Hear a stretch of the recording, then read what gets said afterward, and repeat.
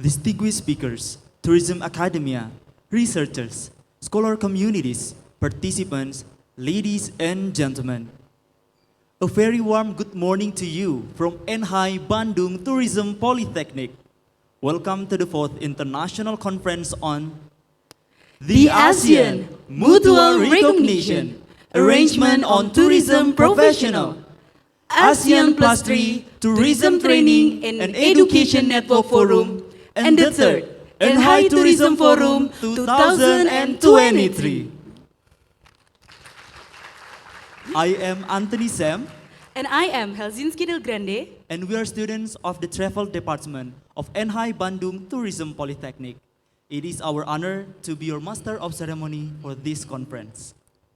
This event will be held for 3 days, starting today, Monday, 8th of May, until Wednesday, 10th of May 2023, at the Zoom webinar platform, as well as live from NHI Bandung Tourism Polytechnic. Allow us to recite today's agenda with the main program being the 4th International Conference on the ASEAN Mutual Recognition Arrangement on Tourism Professional 2023. The first agenda of the day is the first plenary session with the topic of sharing best practice on the implementation of ASEAN MRA-TP from the representative of Indonesia, Cambodia, Myanmar, and Thailand. Continue by a presentation of the comprehensive study on the implementation on ASEAN MRA-TP. Followed by the second panel discussion with the topic of sharing best practice on the implementation of ASEAN MRA-TP from the representatives of the Philippines, Vietnam National Professional Certification Board, and the Ministry of Education, Culture, Research, and Technology of Republic of Indonesia. Continue by a third panel discussion with the topic of Global Challenges, Quality Standards, and Certification from the representatives of William Anglis, Simule, and Wyndham Hotel and Resorts. Afterwards, the fourth panel discussion for the day with the same topic of Global Challenges, Quality Standards, and Certification from the representative of ILO, or International Labour Organization, IMI, Switzerland, and the Vice Director of ASTINDO. Lastly, the closing remark to officially close the conference. Ladies and gentlemen, at this time, we ask you to please stand up. Republic of Indonesia's national anthem, Indonesia Raya.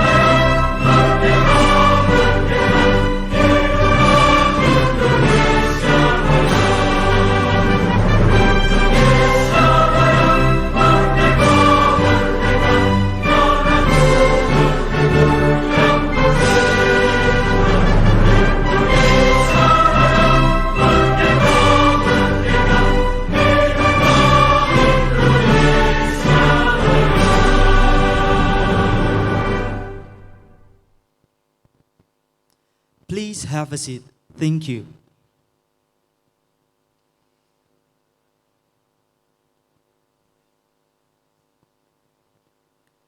Ladies and gentlemen, to start this forum, we would like to invite the head of NTO of Indonesia to deliver a welcoming remarks. The Honorable Mrs. Niwayan Giri Atnyani, the screen is yours.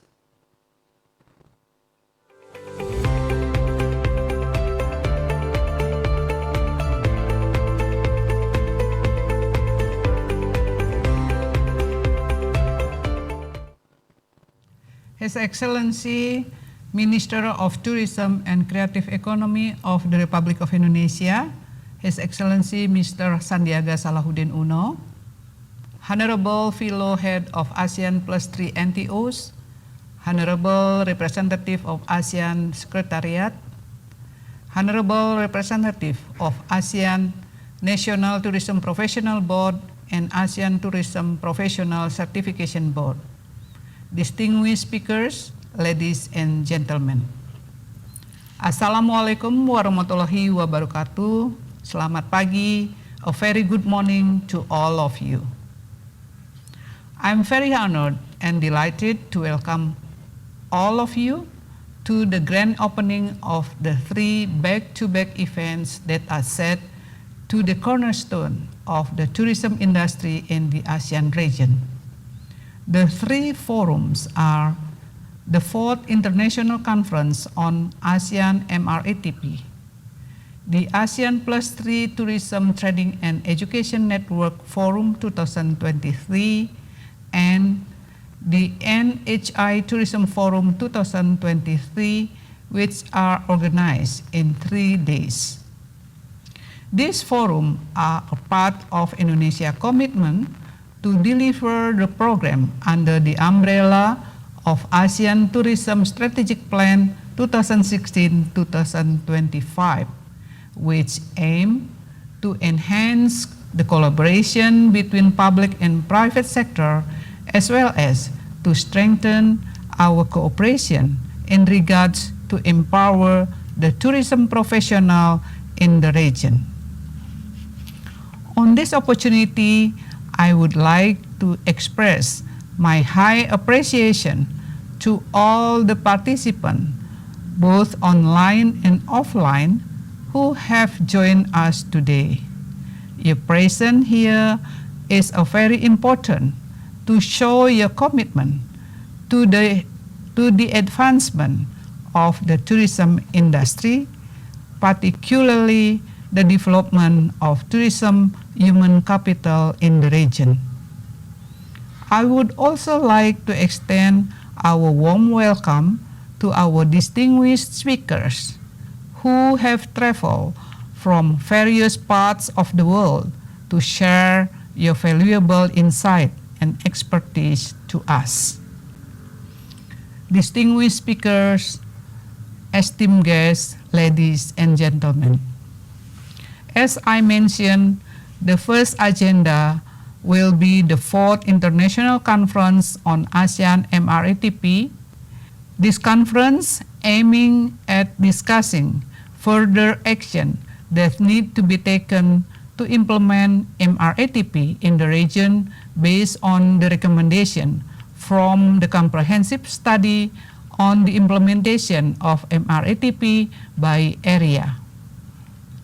We are also proud to celebrate 1 decade of ASEAN MRA-TP and to have speakers from the ASEAN NTOs, the tourism industry, tourism education, institution, and international organization who will share the update on the implementation and the challenges faces of the competition standard and certification. The second one is UP10 Forum 2023, which will be held tomorrow, the 9th of May 2023. This forum aims to provide a platform for exchanging ideas and experiences related to the latest trends and issues in tourism research and education, such as learning experience post-pandemic, benchmarking learning experience from managing and teaching hotels, global challenges in certification, as well as the transformation in digital and green innovation. This forum is filled with noteworthy speakers affiliated with prestigious universities within the region and beyond. And finally, the third forum is the NHI Tourism Forum 2023. This is an annual forum conducted by NHI Bandung Polytechnic of Tourism for this year with the theme of tourism revival. This forum is also an international forum for academics, professional, government, community, and tourism industry to share about latest research sciences, analysis of business trends, sharing success stories, and building networking. With the approximately 20 international speakers, 150 offline participants, and up to about 500 online participants, I think we have a very unique opportunity to leverage technology and embrace this hybrid mode to connect with industry experts and thoughtful leaders. Let us take this opportunity to learn from each other, to share best practices, and to develop innovative solutions that will enable us to overcome the challenges that lie ahead. And I believe that the forum will contribute to sustainable tourism development in our region. In closing, I congratulate for organizing this prestigious forum. I would like to thank all speakers, all participants, and also the organizing committee for your commitment to the success of this event. I wish you all a very fruitful discussion and deliverables. And for those who have traveled along the way from your beloved country, try to spend some of your time to visit and enjoy the wonderful city of Bandung, which is rich with culture, and also enjoy the hospitality of our people. Thank you. A wonderful Indonesia.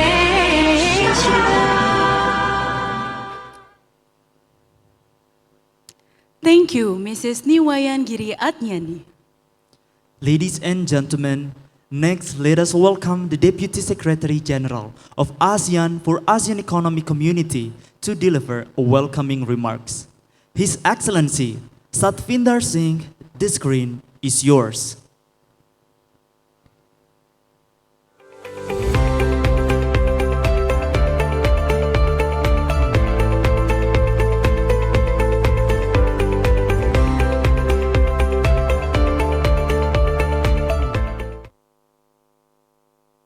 Your Excellency, Minister Santiago Uno, distinguished participants, ladies and gentlemen, a very good morning to all of you.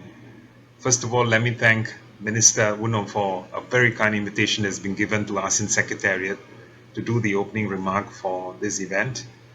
To us, it's really a very opportune time for ASEAN to come together to discuss the implementation of the ASEAN Mutual Recognition Arrangement for tourism professionals. In short, we call it the MRA-TP. It's important that we have this discussion when all of us, the relevant stakeholders, are here today. After all, it's just been a decade now since the signing of this MRA-TP agreement in ASEAN, and I think it's a good time for us to discuss it and to take stock of it. I would also like to commend especially Indonesia for the initiative you have taken in the comprehensive study on the implementation of the MRA-TP, including looking at enhancing the mechanisms for tourism professionals. And the study, I understand, is undertaken last year.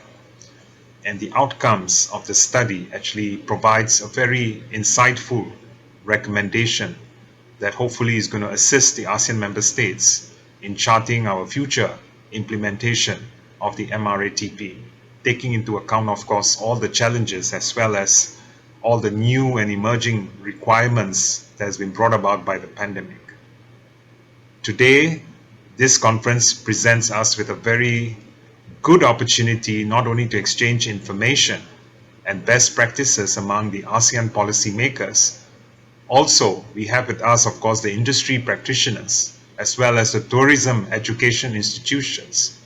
All of us are here and we can support one another in our endeavor to strengthen the human capacity and the capability for the tourism sector in our region. Excellencies, ladies and gentlemen, there is no doubt that more than the 2 years of disruption in the tourism sector, it has brought about a great deal of change in the tourism industry landscape. We have definitely witnessed that the tourism industry have been revolutionized the way of doing business with the use of technology advancement and a lot more innovative adaptation.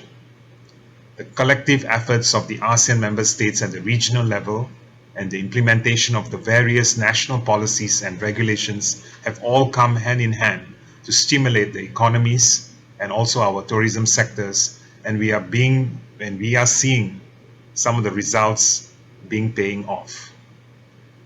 So despite the fact that tourism was one of the hardest hit sectors, ASEAN tourism have meanwhile managed to bounce back relatively fast compared to many other regions in the world. As ASEAN has opened up our borders to international travelers in 2022, the tourism sector have opened up and have enjoyed a notable improvement in tourism receipts and tourism arrivals. It was reported in February 2023 at the 26th meeting of the ASEAN Tourism Ministers that ASEAN had recorded an increase of 1,706% year-on-year on tourism receipts and 1,222.9% year-on-year increase in tourism international arrivals in 2022. This definitely signifies remarkable achievements across ASEAN, which only could have been achieved with the strong support of all our stakeholders in the tourism sector. As we gather here today to discuss the importance of implementing the ASEAN MRA-TP, we are also reminded the vital role that tourism plays in our economies, both regionally and globally. Given its strong contribution in our economy, which stands around 14.3%, this is what tourism contributes to ASEAN's GDP. And it also, meanwhile, contributes about the same amount, about 13.7% to the total employment in the ASEAN region. And these are the numbers that we saw prior to the pandemic. But we are quite sure that the tourism sector in ASEAN will continue and will remain a key driver of regional cooperation and integration and economic growth. And we can see that tourism has contributed significantly to job creations, it has boosted economic growth, and also have been helping to promote cultural exchanges within ASEAN. The importance of the ASEAN MRA-TP, it cannot be overstated. This is going to facilitate the mobility of our skilled professionals and also help promote the growth of tourism industry across the ASEAN member states. This arrangement will ensure that our tourism sector has access to a skilled and a competent workforce in the region, which will help us to boost the quality of tourism services and also help us to enhance the competitiveness of our sector. Furthermore, the MRA-TP will also help us to reduce the barriers to entry faced by tourism professionals seeking employment in the other ASEAN member states, thereby promoting much more greater integration and cooperation within the region and increase the competitiveness vis-a-vis globally. However, as we reflect on the impact of the COVID-19 pandemic on tourism sector, it's also clear that we must carefully consider the future implementation of the ASEAN MRA-TP. The pandemic definitely has had devastating impact on tourism sector, causing widespread job losses and economic disruption. But it has also highlighted a very critical need for much greater collaboration and coordination between the member states to address the common challenges that we face. Therefore, we must move forward with the implementation of the ASEAN MRA-TP, and we must consider the lessons learned from the pandemic. We must also ensure that this arrangement considers the changing needs of the tourism industry, including the increased demand for digital skills, as well as the need for greater resilience and adaptability in the face of future crises. And to this end, I would like to propose the following. First, on capacity building. I believe the ASEAN member states, we should prioritize our capacity building for tourism professionals to ensure that they are all equipped with the necessary skills and knowledge to compete in our regional markets and globally. The ASEAN member states should therefore forge more collaboration to strengthen capacity training programs, and we should work together to create opportunities for cross-border exchanges, especially amongst our tourism professionals. It really makes sense. The new skills in tourism and the lifelong learning ecosystem, they can form an integral part of economic, fiscal, social, and labor market policies and programs. Next, I want to focus on the harmonization of policies and regulations. ASEAN member states should really work together to harmonize policies and our regulations related to tourism, including our standards for tourism education, on licensing and certification. Now, this is going to help all of us to ensure that our tourism professionals are recognized, equally respected across our region, and again, it will facilitate our mobility and our employment opportunities. Lifting of barriers is my next focus. I think this is where I believe that the ASEAN member states should work towards the shifting of barriers that are hindering our mobility of tourism professionals. Some of these barriers include visa requirements and the work permit restrictions. Now, this will definitely allow a lot more of our tourism professionals to be able to look at opportunities and to be able to explore work across our region, leading to a much more increased collaboration and innovation in the industry. Furthermore, the member states should encourage, I believe, the recognition of professional qualifications and experiences acquired in the other member states, whereby it will then help in the promotion of a greater amount of free movement and a kind of a level playing field for all tourism professionals in the region. Moreover, I believe we must also ensure that the arrangement is implemented in a way that's equitable and inclusive, taking into account the needs of all of the tourism professionals, including those from the marginalized communities. Now, this will definitely help us to promote greater amount of social cohesion and ensure that the benefits of the arrangement are distributed more evenly across the region. Excellencies, ladies and gentlemen, there is no better time for us to come together, to come and work together, to prepare, to plan our future than the current times. I hope all of you will have a fruitful discussion during this conference and will take the lessons learned and the knowledge that have come out of this event, and hopefully this inspires all of us to take on actions for a much better future for our communities, for our people of ASEAN. I believe that together we can build a lot more resilient, a lot more globally competitive, and a lot more sustainable tourism sector.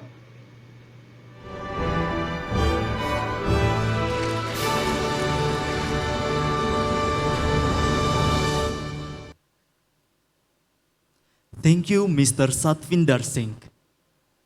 Ladies and gentlemen, let us welcome the Deputy for Resources and Institution, Ministry of Tourism and Creative Economy of Republic of Indonesia, to officially open this conference.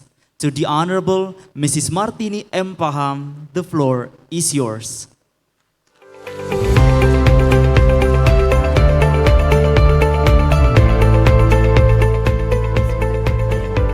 Assalamualaikum warahmatullahi wabarakatuh. The Honorable Minister of Tourism and Creative Economy, Bapak Sandiaga Uno, Deputy Secretary General of ASEAN Economic Community, His Excellency Satvinder Singh, and also Permanent Secretary, and as well as the Head of NTO Indonesia, Ibu Niwayan Giri Aryani, Head of ASEAN Plus 3 NTOs of the representative, representative of ASEAN National Tourism Professionals Board and Tourism Professional Certification Board, distinguished speakers, ladies and gentlemen. Assalamualaikum warahmatullahi wabarakatuh. A very good morning to you all. It is my great pleasure to extend a warm welcome to all speakers and participants who have made it to Bandung, visit West Java, Indonesia. If I may say, Wilujeng Sumping, which means welcome in Indonesia or in Bandung, and also to all speakers and the participants who have joined us in the hybrid mode of the 4th International Conference on ASEAN Mutual Recognition Arrangement for Tourism Professional, the ASEAN +3 Tourism Training and Education Network of APTEN, Forum 2023, as well as the NHI Tourism Forum 2023. Today marks a significant movement of Indonesia, ASEAN, and the world on the first international conference on ASEAN MRA-TP in Jakarta in 2016. And 2016 was a great success, and the APTEN Forum 2021 was a valuable addition to the ongoing efforts of the development tourism professional in ASEAN, and we are gathered here today to preserve the success story and take it to the next level. As the chair of the ASEAN Tourism Professional Monitoring Committee, Indonesia is committed to implement the ASEAN MRTP. We believe that the ASEAN MRTP is one of the most robust agreements in the ASEAN and can be the epitome of the ASEAN economic community. We are also eager to take the third action, such as job skilling, upskilling, reskilling, and also new skilling, providing training and certification to increase our domestic tourism professional competence and enhance the SMEs industry capacity. One of the primary objectives of this event is to extend the purpose of the ASEAN as the epicentrum of growth, particularly in the development of tourism professionals. We aim to explore relevant ideas and action under the umbrella of the ASEAN Tourism Strategic Plan 2016 and 2025 that can have impactful result on the development of tourism professional. We also aim to expand the MRTP to plus countries, which is China, Japan, and South Korea, by providing networking through APTEN Forum. We intend to share the best practices in tourism professionals, the development through several strategic initiatives, such as enhancing people quality of life through tourism education, enhancing the education network quality, strategic partnership, collaboration through link and match with industry and scholar community, and leveraging a collaborative networking of tourism leaders, policymakers, educators, researchers, consultants, industry professional, and community. This event is a testament of our commitment to working together to overcome the challenges in the development of tourism professionals, and it is an opportunity to engage in constructive dialogue and also to share experience, knowledge, and to identify opportunity for collaborative that we can help us to address the issue in building the quality in tourism human capital. Our last agenda will be the NTF 2023, or the NHI Tourism Forum. It's an international forum for academic professional, government, community, in tourism industry to share about various of topics such as latest research, science, analysis of business trends, sharing success story, and building network. NHI Tourism Forum is an annual event of NHI Bandung Tourism Polytechnic, and this year is the third year with the theme of tourism revival. And to conclude my remark, I would like to take this opportunity to extend my appreciation to those who have contributed to the organization as well as the execution of this event for their hard work and dedication. Once again, my best wishes to all participants for a successful and productive discussion during this event. And let's make this happen let's make the most of it, and let's work together toward the development of tourism professional in ASEAN and beyond. For those who have present here in Bandung, We hope that you enjoy our city in Bandung, the beauty and also the tasteful culinary that we have to offer.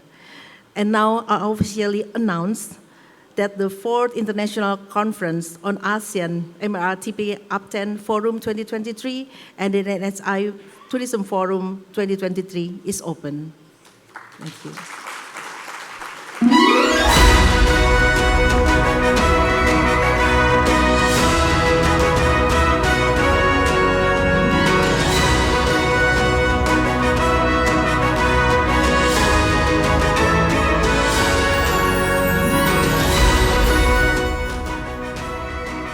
Thank you, Mrs. Martini M. Paham. Thank you. Wassalamualaikum warahmatullahi wabarakatuh. Terima kasih. All right, now we would like to invite all the speakers and the delegation representative to the stage for the photo session.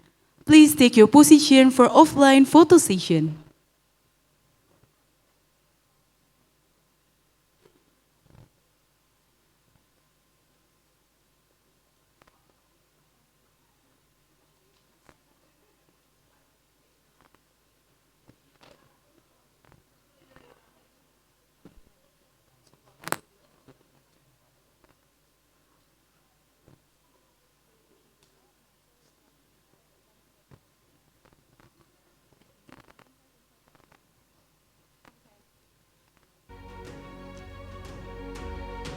Now we will lead the photo session in 3, 2, 1.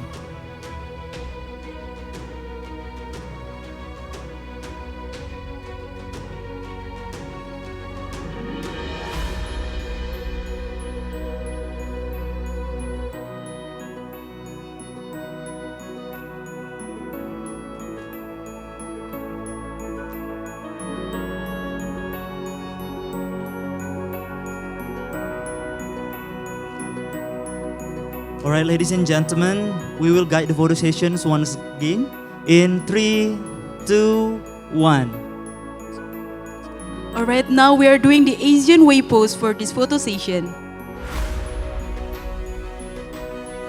Please link each other hands to take the Asian way pose. All right, in 3, 2, and 1.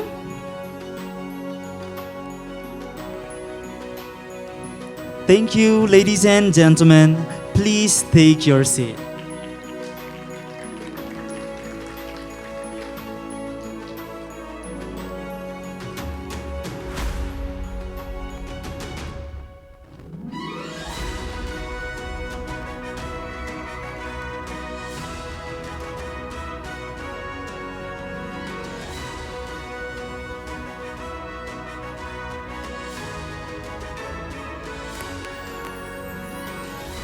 Now, we would like to invite all the online speakers and the delegation representative to open the camera for photo session.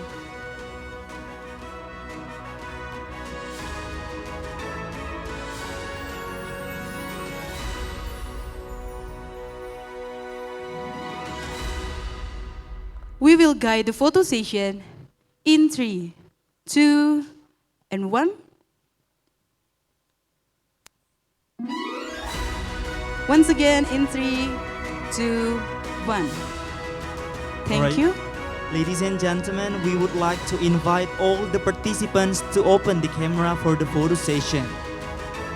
We will start with this first slide in 3, 2, 1.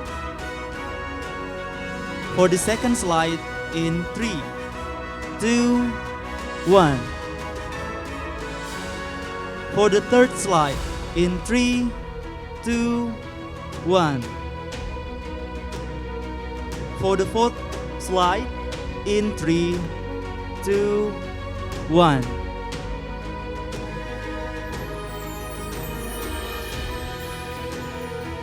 For the fifth slide in 3, 2, 1. Alright, for the sixth slide in 3, 2, 1. For the seventh slide in 3, 2, 1.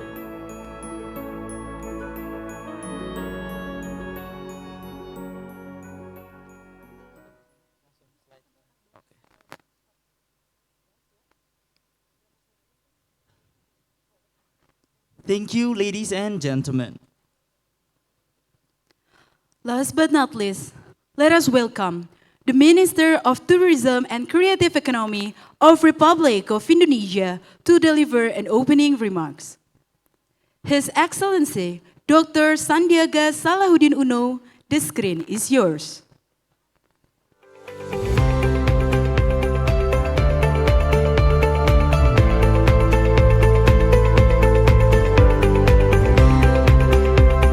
Ladies and gentlemen, distinguished speakers and participants, welcome to the 4th International Conference on ASEAN MRA-TP, ASEAN Plus 3 Tourism Training and Educations Network Forum 2023 and NHI Tourism Forum 2023. Being involved in this extraordinary community is a privilege, as it signifies Indonesia's steadfast commitment to implementing the ASEAN MRA-TP with ideas and actions that are more pertinent. Furthermore, we are elated to witness the extensions of this agreement to incorporate China, Japan, and South Korea, as this will further boost the tourism industry in the region. I am Sandiaga Salahuddin Uno, Indonesia's Minister of Tourism and Creative Economy, and I would like to express my utmost appreciations and take this opportunity to extend a heartfelt congratulations to the committee and everyone who has contributed to the success of this event. And finally, hopefully we can all obtain useful, positive insights from the discussions, considering the wonderful panel of the guest speakers. I sincerely hope this event will run smoothly with beneficial takeaways for all of the attendees. Thank you, and I wish you a memorable experience.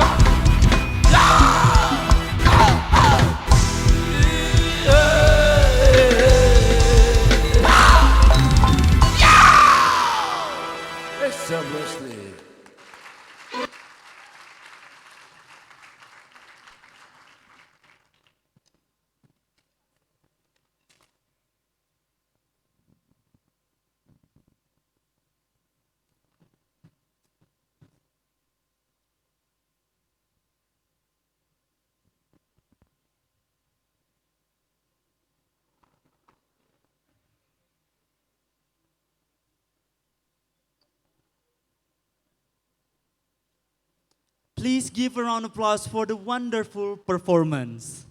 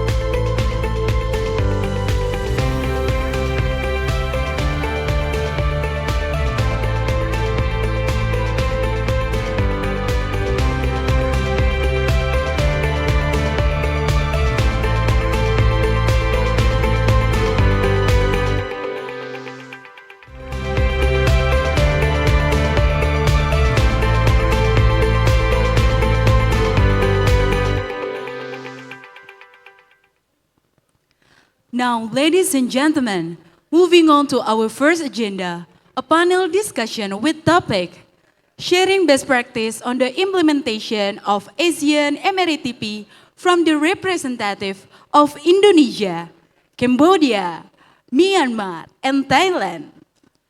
This session will be led by Mrs. Endang Komesti Sinaga from NHI Bandung Tourism Polytechnic as our first moderator.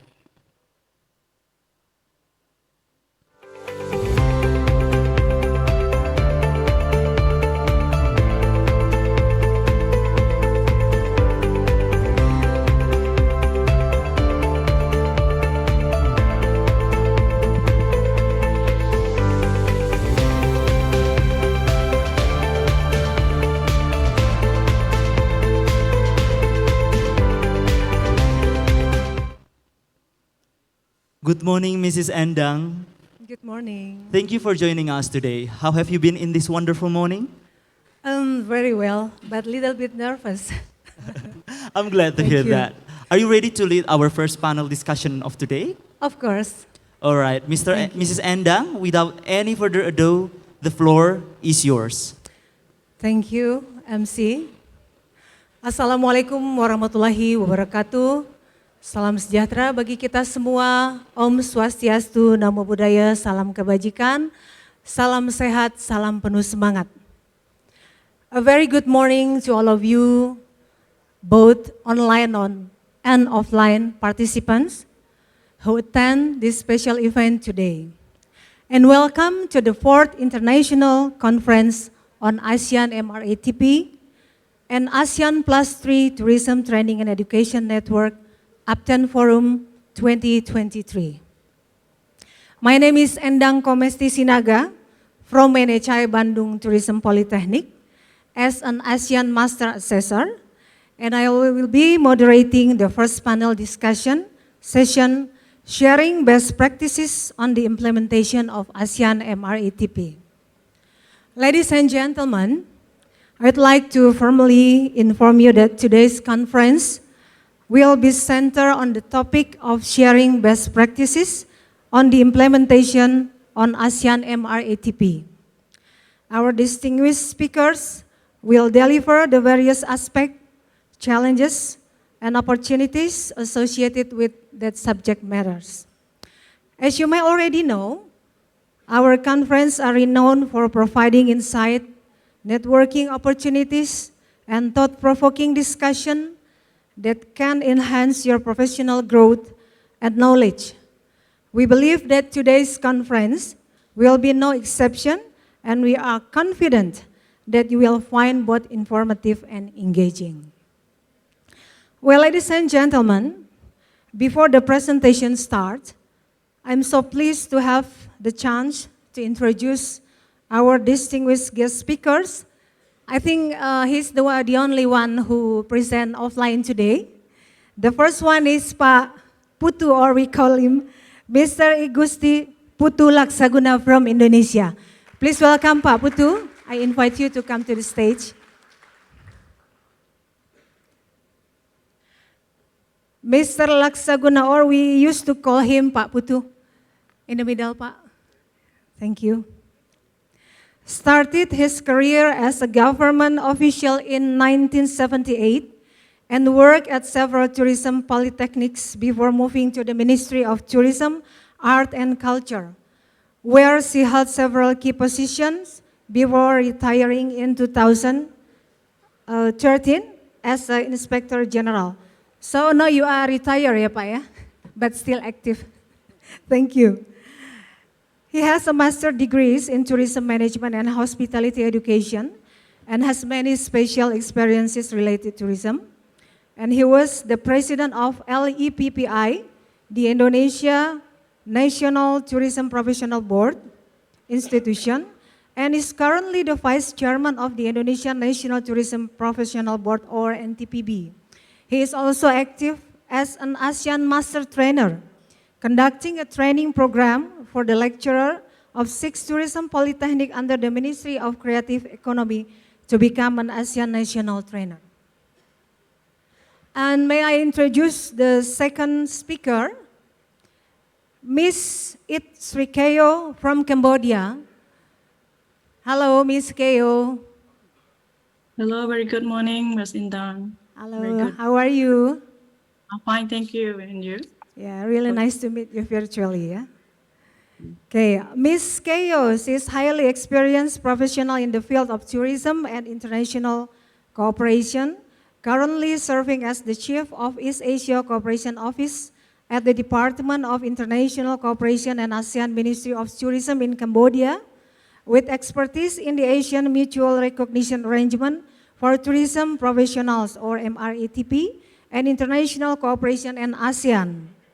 She plays a crucial role in delivering training programs for the national trainers and assessors, organizing conferences and workshops, and overseeing the recognition of prior learning, or RPL assessment program. Ms. Rikeo holds a master's degree in hospitality and tourism management and has achieved certification as an ASEAN Master Trainer in tour operation and ASEAN Master Assessor in hotel services. Prior to her current position, she held significant roles in the National Committee for Tourism Professional Secretariat. Through her active participation in various training programs and courses, she consistently seeks to expand her skills and knowledge in the tourism industry.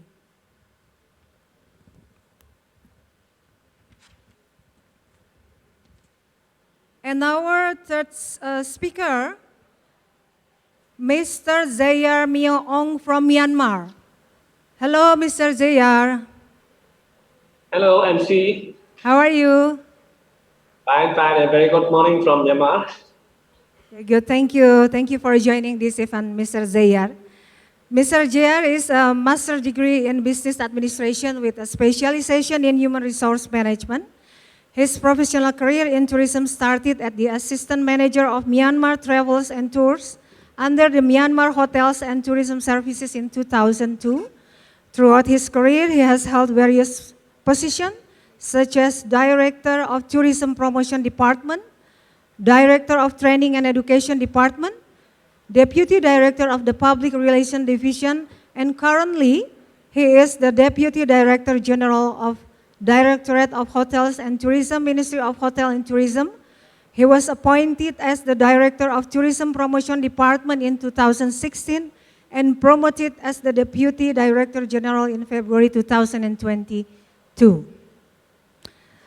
And the last speaker for the session, this first session, is Miss Patanasiri Selyasiri Eutoksan from Thailand. Hello, Miss Patanasiri. Hello, Long good name. morning, สวัสดีค่ะ Sawadika. Ms. Patanasiri has a master's degree in tourism management and 2 additional master's degrees in innovation in management and European studies. She also holds a bachelor degree in humanities in English. Currently, she is director of the Division of Tourism Professional Development at the Department of Tourism, and she has held various positions within the Department of Tourism, including Chief of Academic and Cooperation Section, Chief of the International Tourism Cooperation Section, and Tourism Development Officer. She has undergone training programs in executive development, communication, and tourism promotion and marketing. Well, that's all the short bio from our speakers this morning. Ladies and gentlemen, before we commence with the presentation, I kindly request your attention to a brief reminder. Each presenter will have a 15 minutes presentation, and after all the presentation, we will have 15 minutes for Q&A sessions. Without further ado, I would like to welcome our first presenter, Mr. I Gusti Putu Laksaguna. Mr. Laksaguna, the time is yours. Let's give a big applause for Pak Putu.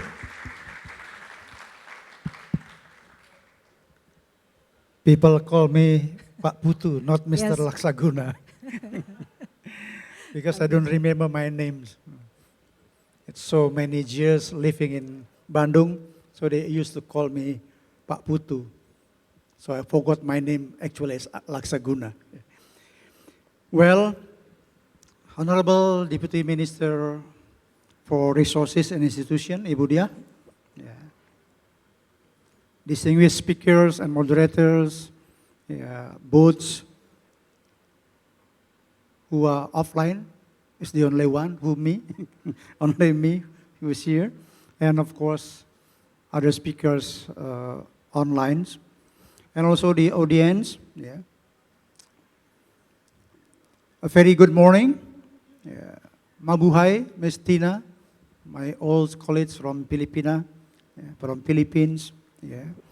Hopefully all are in a good health. It's a great honor for me to be the first speaker in this prestigious event in Bandung. I'm Putu Laksaguna on behalf of the National Tourism Professional Board of Indonesia.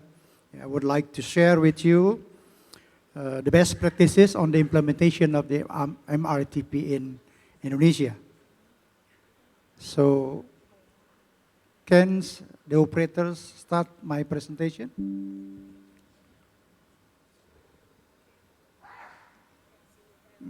Okay.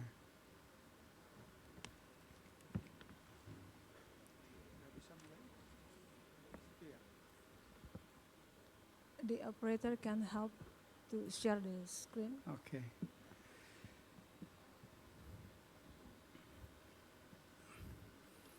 So due to the limitation of time, we have only 10 to 15 minutes maybe, so I just make a quick presentation. So the presentation, we just would like to share the information, only a few, not all of what we have done in Indonesia. So we start with the establishment of NTPB and TBCB, and will be end by the training programs will be done this year, 2023. Yeah.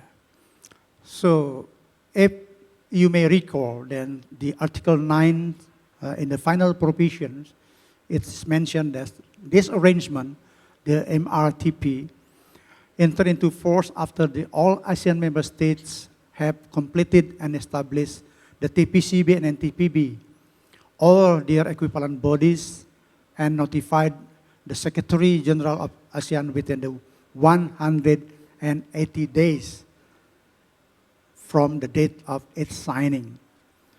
So, as you may recall, that the ASEAN MRA-TP was signed in Bangkok, Thailand, on 9 November 2012. But then entered into force by 19 April 2016. But I'm proud to announce you that Indonesia is not waiting until 4 years after signing. So since 2013, Indonesia already implement the ASEAN MRA-TP. So, can you give applause to Indonesia? The proof is, so in 2013, we established what we call TPCB. In this case, it's represented by Indonesia Professional Certification Authority. So it was assigned as an TPCB of Indonesia, and then of course the NTPB, National Tourism Professional Board. So this is proven that we, Indonesia, is a very high commitment, strong commitment on the implementation of MRA-TP. We know the responsibility of the NTPB is quite many. There's 7 responsibility. I won't explain to you in detail, and then I won't read it in detail, yeah, from number 1 until number 7. But what I'm going to try to say is, in this regard, based on these responsibilities, then we form 4 divisions in our NTPB organization, plus secretariat, who took care of all of the responsibility. For instance, like division of company standard division, so they just make from time to time review and also revise the HSTP and CITC. And of course, the secretariat will be the taking care of the everything to run this NTPB smoothly. So again, all the responsibility is taken care by the division and secretariat of NTPB.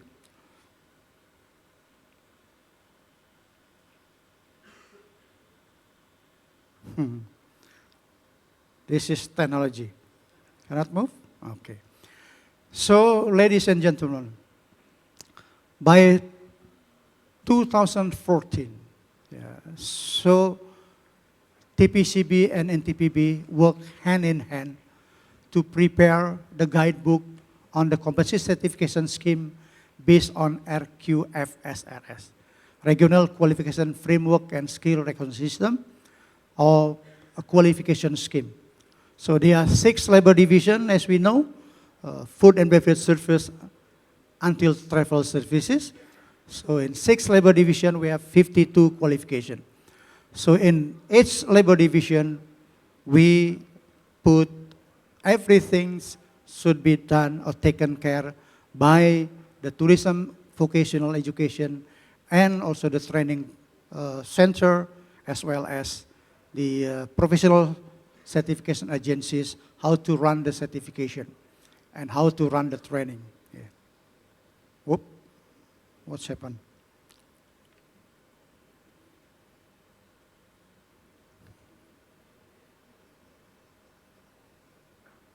Can you help me with the clicker? Oh.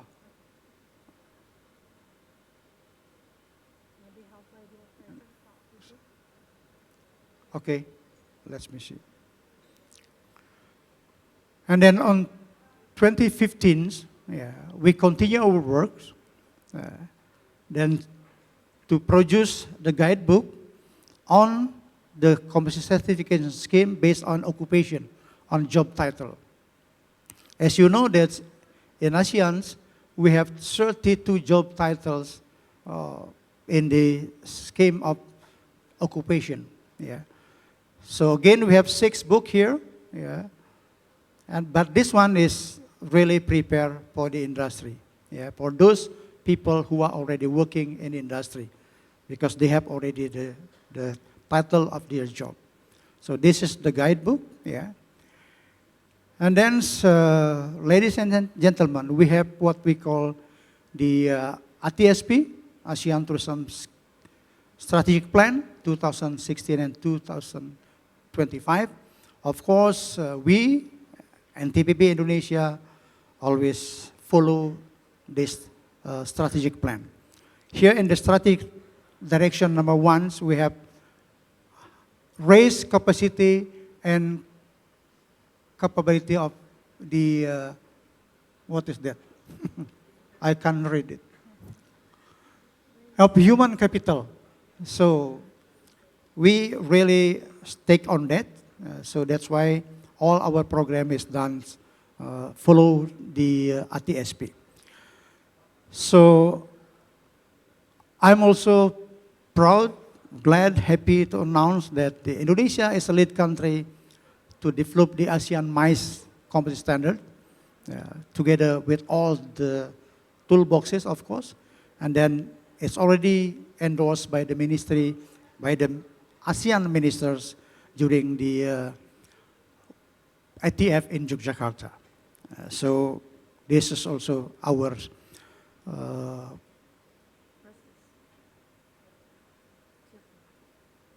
okay. So in 2020, based on the handbook of ASEAN MRA-TP 2018, this was the 2nd edition. The first edition of handbook is on 2013. It was developed by one of our colleagues from Australia, Paul Pelpon, and myself. But then we make a revision in 2018. So based on this, then the NTPB then produce the guideline on the implementation of ASEAN MRA-TP, for tourism industry, tourism training center, tourism vocational education, and professional certification agency. For your information, this is not the translation of the handbook, but it's the description, the how to do it in Indonesia.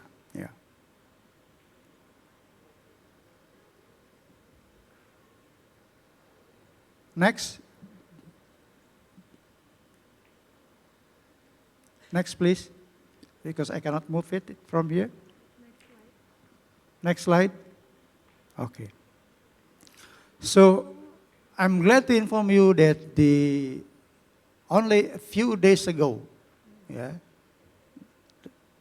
2nd of May 2023, so the Minister of Tourism and Creative Economy issue what we call the ministerial decree regarding the implementation of regional qualification and skill recognition system, RQFSRS, and packaging rules of common ASEAN tourism curriculum for tourism vocational education and tourism professional training in Indonesia.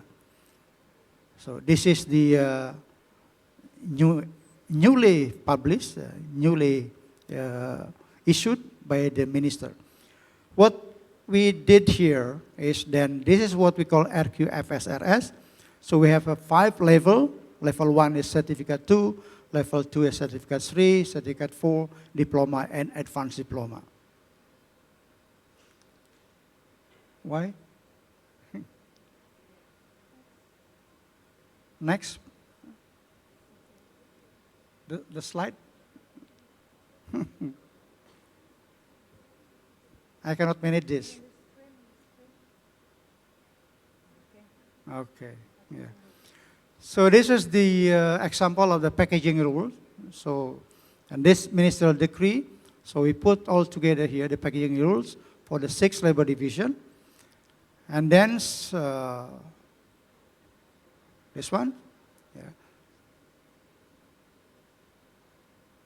For the information, yeah, the packaging rules, especially for the what you call competency, functional competency, is already chosen by our NTPB. So it has been used by Indonesia. So we don't have to make a flexibility again. So every tourism education and tourism training centers should follow all these packaging rules in Indonesia. We have also the training center all over Indonesia. Yeah, this is the training center under the Ministry of Labor or Ministry of Manpower. Yeah. Secondly, Tourism Minister and Creative Economy circular letter, issued a circular letter to 6 Director of Tourism Polytechnic, also dated in 2nd of May 2023, regarding the full implementation. Yeah, I can mention it, why we put full implementation in 2023. Because before, we already implement all the ASEAN MRA-TP, but it's not really very full. Yeah, I will explain you why we call it full implementation. But before that, this is to inform you that we have 6 tourism polytechnic all over Indonesia. Yeah. Bandung is the oldest, the eldest among the 6.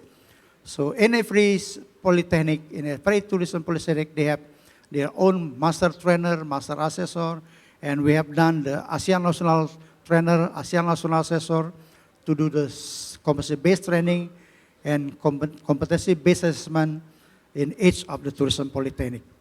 So here, yeah, why we call it is full implementation, because in each level of RQFS, starting from certificate 2, it's already done in semester 1. So in semester 1, after they finish semester 1, the students will get the certificate 2 and so on until advanced diploma. So after they finish their study here in 6 tourism polytechnic, so beside they have the ijazah. What is ijazah in English? Certificate. Also a certificate. They will get 5 other certificates from certificate 2, 3, 4, diploma and advanced diploma beside the certificate issued by each of the polytechnic. So by then, they will really ready to work within the industry. That's what we call full implementation.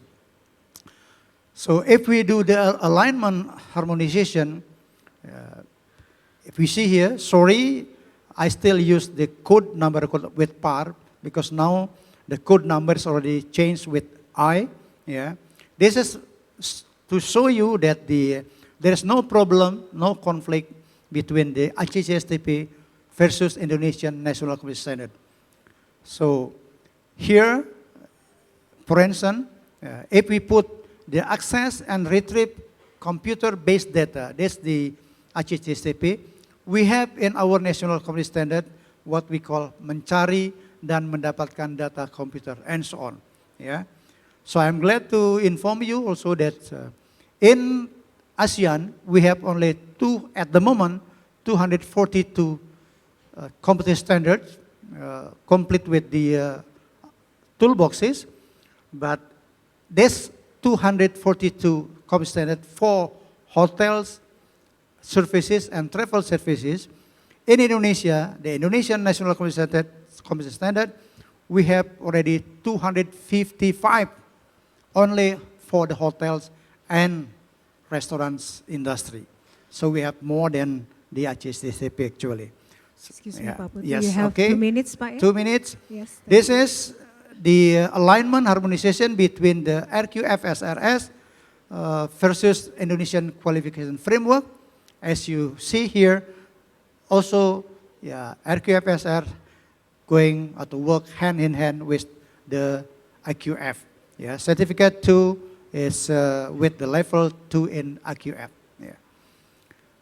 So the last is the alignment of tourism human resource development program with the ASEAN MRA-TP work plan. Yeah, because we have increased the number of certified tourism personnel ASEAN in the ASEAN region by 2023, and also training assessment. So then the Ministry of Tourism, through also the NTPB, has the program, training and certification program for tourism personnel at various tourism destination. Yeah. So this one in the 27,000, this was done in 2022. Yeah. And then we have also another 5,200 for the certification program.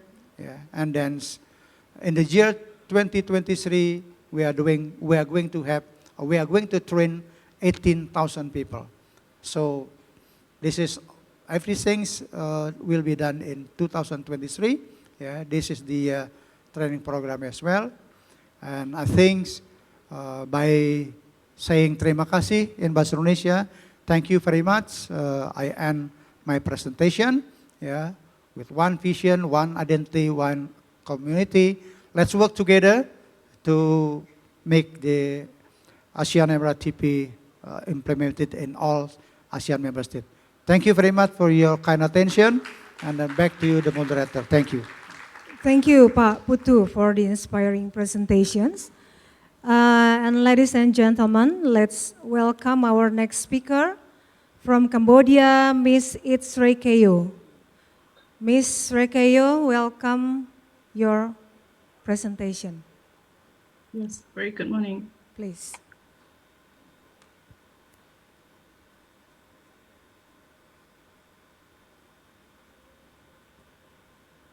Okay. So, selamat pagi, a very good morning from the Ministry of Tourism of Kingdom of Cambodia. My respect to honorable guests, head of NTO, respective from ASEAN member state, ASEAN +3, ladies and gentlemen, and all the participants from the online. So this is my great honor to be here to join the fourth of the International Conference on the ASEAN MRA-TP. Let me introduce myself. My name is Asrika, the Chief Bureau of East Asia Office from the Ministry of Tourism and also the ASEAN Master Trainer. So I am pleased to share with you of the best practice on the ASEAN MRA-TP implementation in Cambodia. So under the strong support of the royal government of the Kingdom of Cambodia, the National Committee for Tourism Professional, or we can say NCTP, has been established by the Prime Minister of the Kingdom of Cambodia in 2011. And the objective of the established is to implementation the ASEAN MRA-TP in Cambodia and to raise the awareness of the best practice and to certify the Cambodian tourism professional, as well as to promote the TWAIT and tourism skill development in Cambodia. So the National Committee for Tourism Professional have 11 members from the relevant ministry and institution, as well as the public and private partner. So as have been recalled by our previous speaker, the ASEAN MRA-TP has been endorsed in 2009 and fully signed in 2012. And the objective of the MRA-TP is to facilitate the mobility of the tourism professional in the region, to exchange the information and best practice in competency-based education and training for tourism professionals in the country, and to provide the opportunity for cooperation and capacity building across the ASEAN member state. So Cambodia, as also the leading country in the MRA-TP implementation, has take part so hard to put in place the mechanism and another regulation into the system of the training education. So far we have implement the ASEAN MRA-TP into the national education system by provide the education pathway into the formal, informal, and non-formal system. And this will be provide the opportunities and beneficiary to the high school student, fresh graduate, the current employee, also as well as the student who are dropped out from school, the tourism professional who have been dropped out from the sector, and the migrant worker, as well as the communities. So how can we implement this? We implement this based on our infrastructure, soft infrastructure. We have the CASI, Common Asian Tourism Curriculum. We have the toolboxes. We have our school recognition. We have the pool of results of the national and the national of trainer and assessor. We have put in place in-house training program, as well as the RPO, recognition of prior learning assessment, and the apprenticeship program. And all those tourism professional and students have been registered into our national and ASEAN registration system, as well as in the tourism skill passport. So we are certify those tourism professional based on the ASEAN qualification framework and national qualification framework. And this will be contribute to sustainable the tourism development by the to achieve the SDG 4, the long life learning, and SDG 8, decent work. And we also wish to achieve the campaign One Employee, One Skill, and to promote the Southeast Asia Field Development. So the Ministry of Tourism of the Kingdom of Cambodia have endorsed the strategic plan for tourism human resource development 2017-2025 to address all the challenges in the tourism skill development. By we are wish that in 2030 we will have our tourism professional has been certified and trained under the ASEAN MRA-TP, and also to achieve the SDG 4 and SDG 8. However, because of the COVID-19, this strategic reason will be reframed later. Yes. So far, I believe we are all have the challenges even before the COVID-19 and after the COVID-19. So in Cambodia, as you can see, we have only 30% of the tourism professional has been certified, and the other 30% are non-certified. This is not the case that we doesn't have the tourism professional in the sector, but we doesn't have the certified. We not yet certified those into the system. So how can we address this challenge? To address this challenge, we take part into the regulation and the approach to reskill and upskill those tourism professionals to be certified into the system. So to recall the implementation of the ASEAN MRA-TP in Cambodia, we so far have been applying the initial training and continuous training for the university and high school and also the private school in Cambodia. We have conducted in-house training by the hotel and restaurant in the Cambodia, and also put in place the MRA curriculum for the high school from grade 10 to grade 12. And as well as the refresher training and short course training program. And we have to conduct to support our national trainer and assessor program to deliver another program for their business, as well as to provide the recognition of prior learning to certify the tourism professional. Yeah. So under the framework, we have so far our common competency standard for tourism professional. which can be applied in hotel and travel service. As well, we have already the curriculum, we have the pool of resources, we have the training toolbox, and the assessment framework. So the tool, as you may aware that all the training toolbox has been used so far for the 10 ASEAN country. This is very crucial and provide a lot of opportunity for the trainer as well as the student who can get an easy way to achieve the skill development pathway.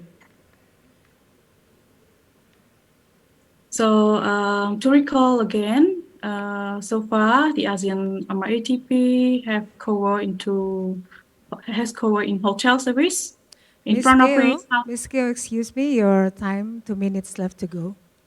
Okay, so let me skip this. So to expand the implementation in the region, the ASEAN member state has expanded another MICE professional and SPA professional.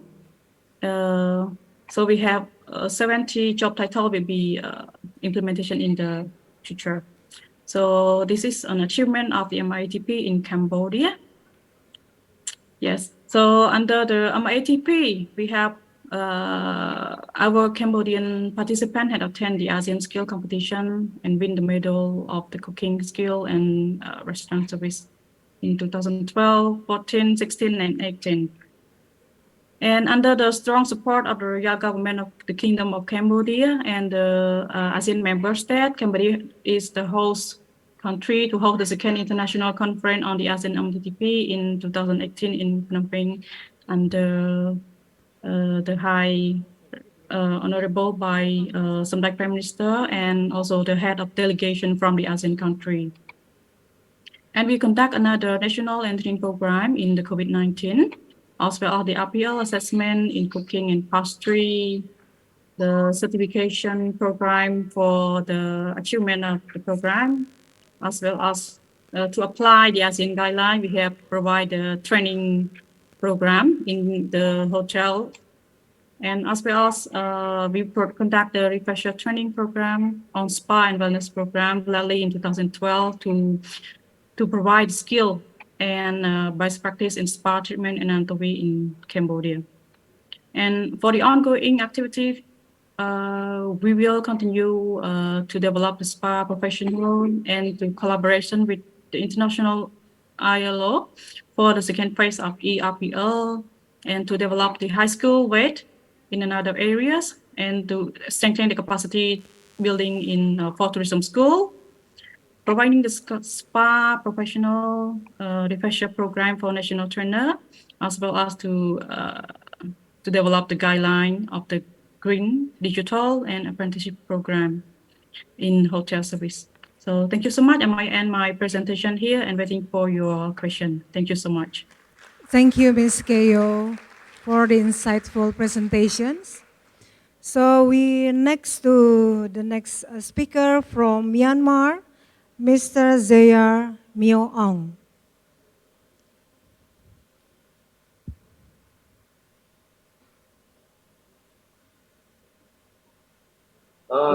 Thank you very much, MC Mingalama, and a very good morning to all of you.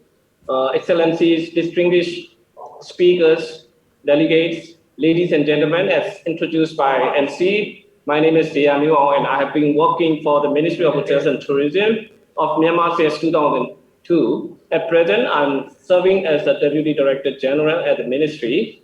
First and foremost, I would like to extend my warmest greeting and best wishes to all the distinguished delegates who are joining today at ASEAN MRA-TP conference, both in person and online. Secondly, on behalf of the Ministry of Hotels and Tourism of Myanmar, I would like to convey my sincere congratulations to the Ministry of Tourism and Creative Economy, to the Republic of Indonesia, for organizing today's fourth international conference, which is aiming to strengthen the ASEAN MRA-TP.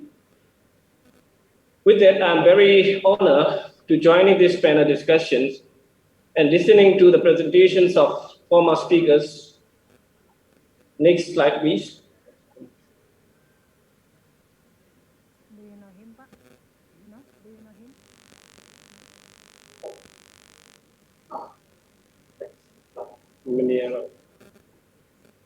This slide shows the content of my presentation. Next slide, please. Now, let me go to the introduction of my presentation. Next, please. This slide is just recalling and sharing the foundation of ASEAN MRA-TP so that I can connect with our national mechanism. Next slide, please. After talking about the ASEAN MRA-TP at this point, I would like to share some background introduction to the national system for the tourism-related education and training sector in Myanmar. As you can see in the middle of the slide, our ministry is the focal point to facilitate and linking up for the facilitation of tourism professionals in Myanmar. The ministry has its own national tourism HRD strategy for the development of human capital in tourism sector. On the other hand, we are also responsible for the development and the implementation of ASEAN MRA-TP in Myanmar. Next slide, please.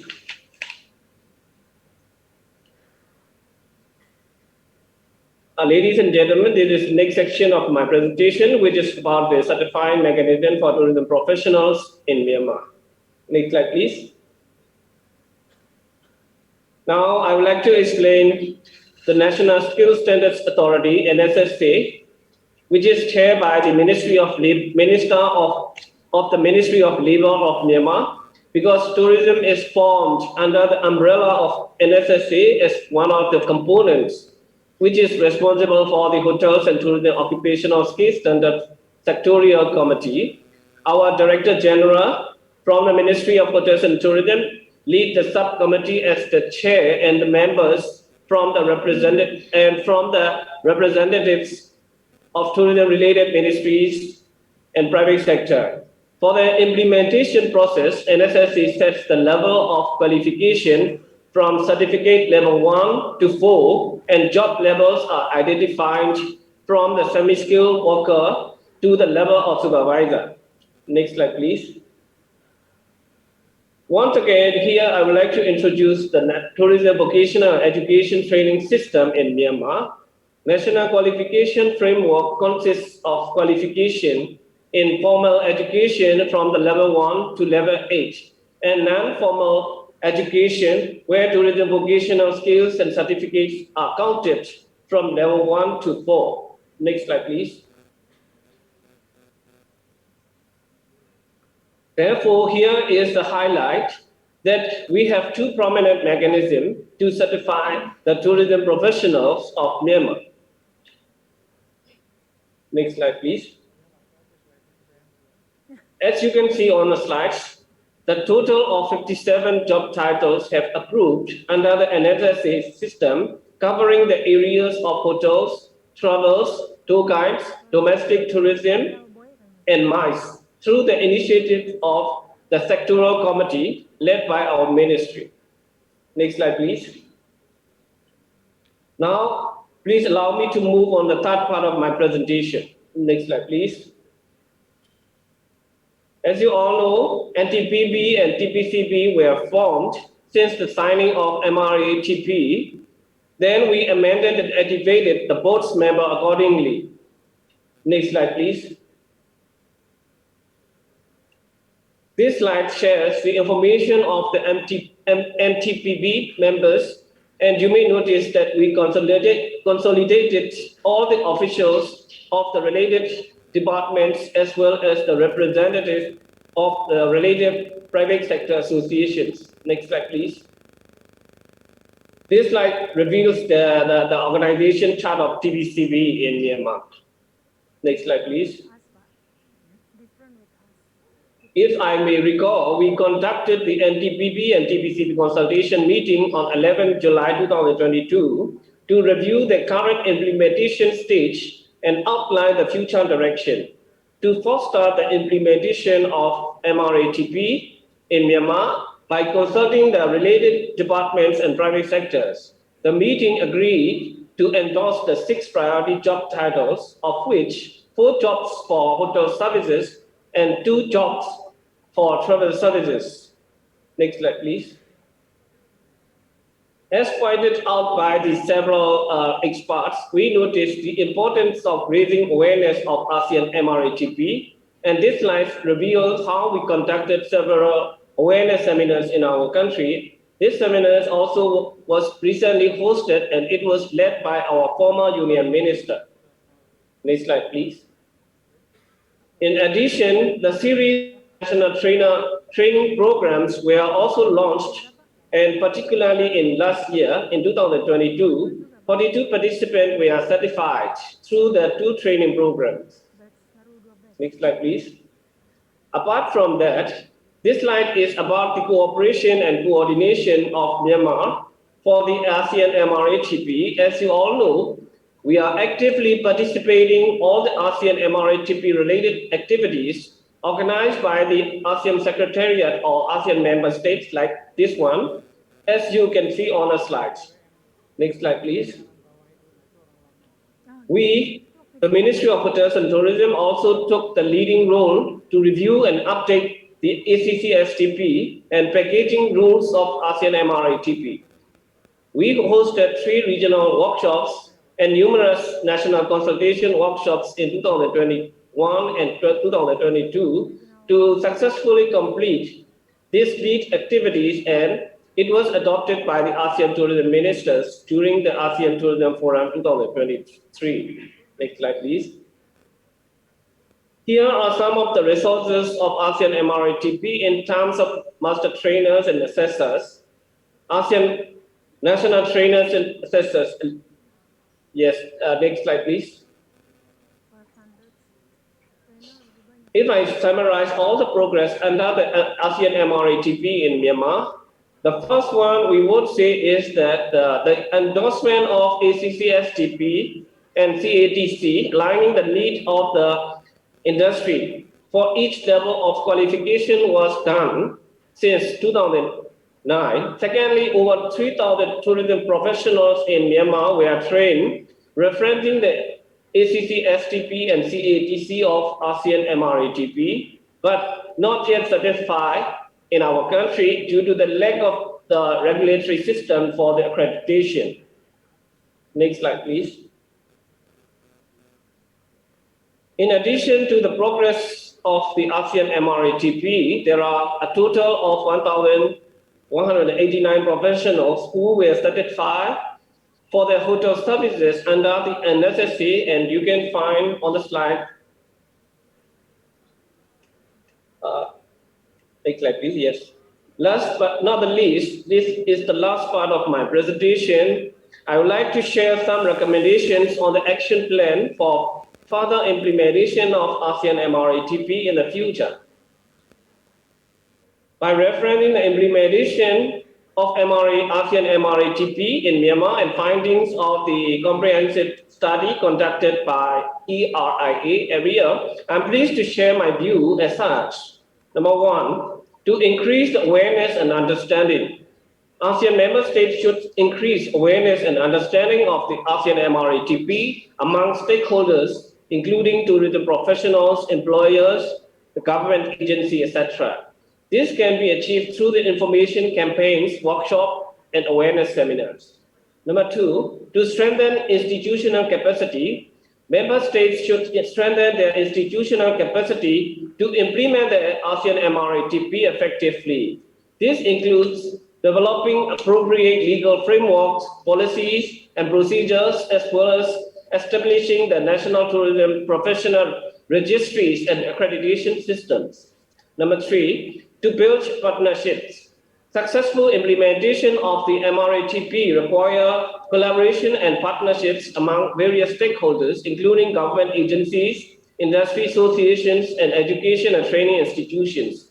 ASEAN member states should establish partnerships with these stakeholders to develop and implement the programs that support the development of skilled tourism professionals. Number 4, to facilitate mobility, the MRA-TP aims to facilitate the movement of skilled tourism professionals across the member states. Member states should work towards the removal of barriers to mobility, such as visa requirements, and facilitate the recognition of the qualifications and experience gained in other member states. Number 5, to monitor and evaluate, ASEAN member states should establish a system for monitoring and evaluating the implementation of the ASEAN MRA-TP. This will help identify challenges and opportunities for the improvement of the implementation and ensure that the agreement is being implemented effectively. Next slide, please. Excellency, distinguished guests, ladies and gentlemen, this is the end of my presentation, and thank you very much for your kind attention. Thank you. Well, thank you, Mr. Zayar, for the enlightening presentations. So we come to the last speaker. Let's welcome our next speaker, Miss Patana Siri Salia Siri Eutoksan. The opportunity is yours to speak. Please.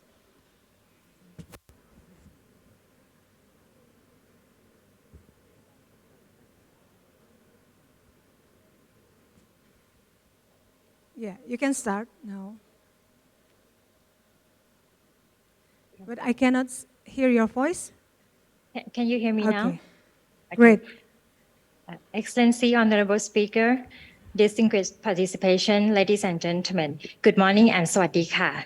On behalf of the Department of Tourism, Ministry of Tourism and Sport of Thailand, I would like to first thank the Ministry of Tourism and Creative Economy of Republic of Indonesia for organizing this conference today and give an opportunity for me to share best practices on the implementation of MRA-TP with honorable guest speaker from Indonesia, Cambodia, and Myanmar.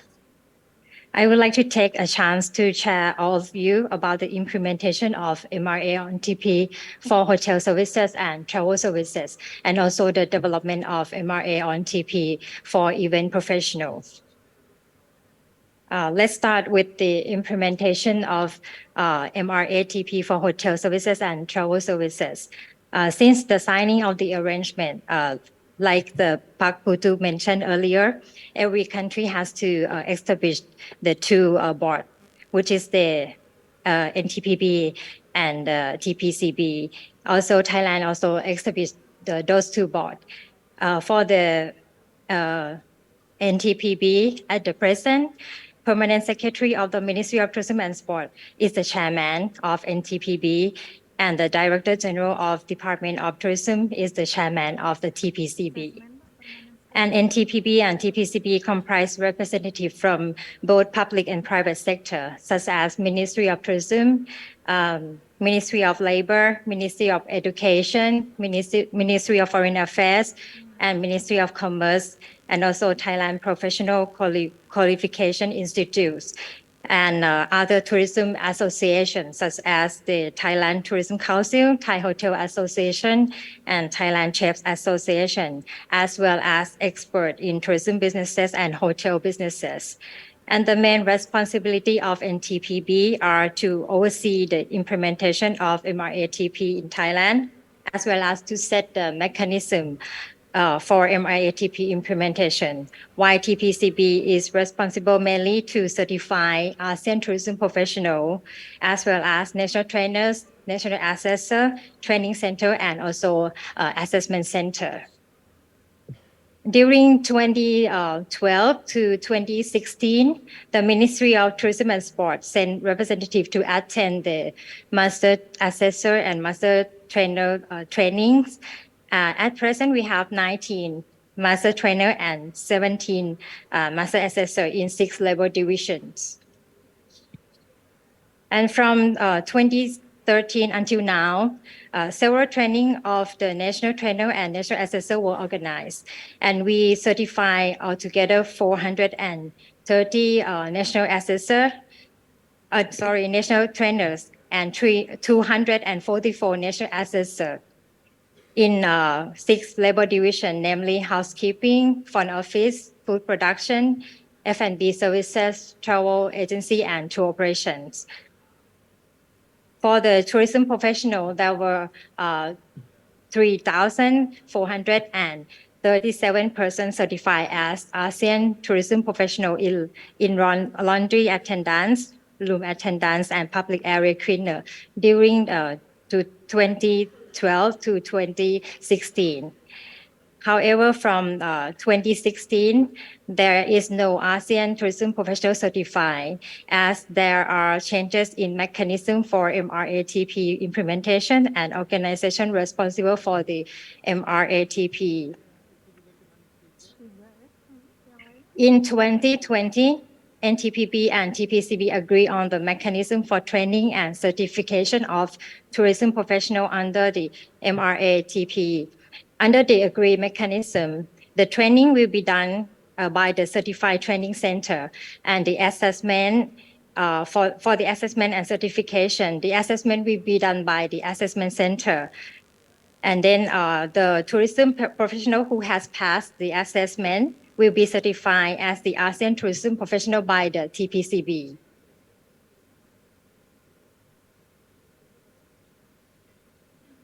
After TPCB and NTPB agree on the mechanism for training and certification process, in 2021, TPCB adopted criteria for training and assessment center.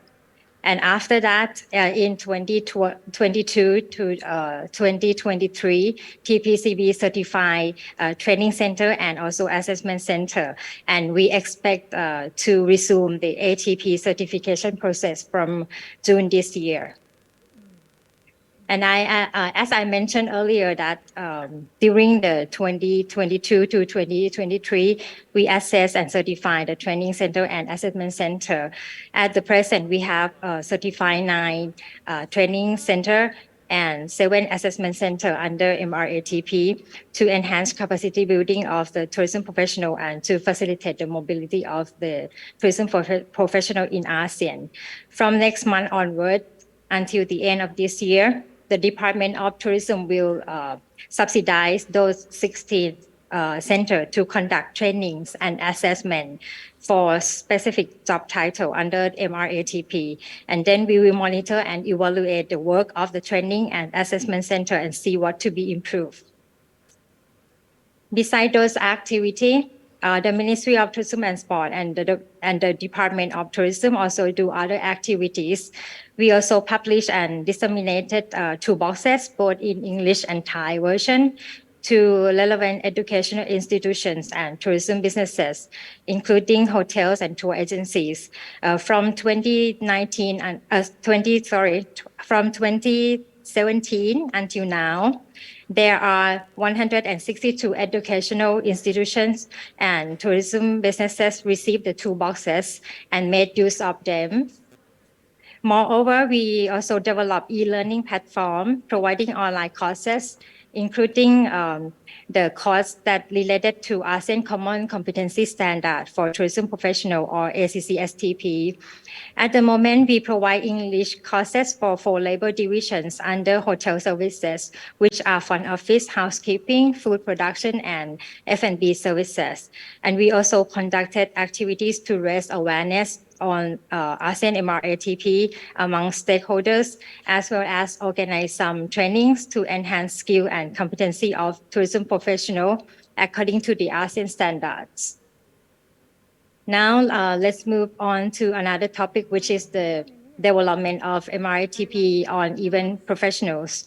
As some of you here may know that ASEAN member states agreed to extend the MRA to cover MICE and event professionals, and ASEAN Tourism Minister adopted the ASEAN Common Competency Standard for tourism professional on MICE and event industry during the 22nd meeting of ASEAN Tourism Minister in January 2019 in Vietnam.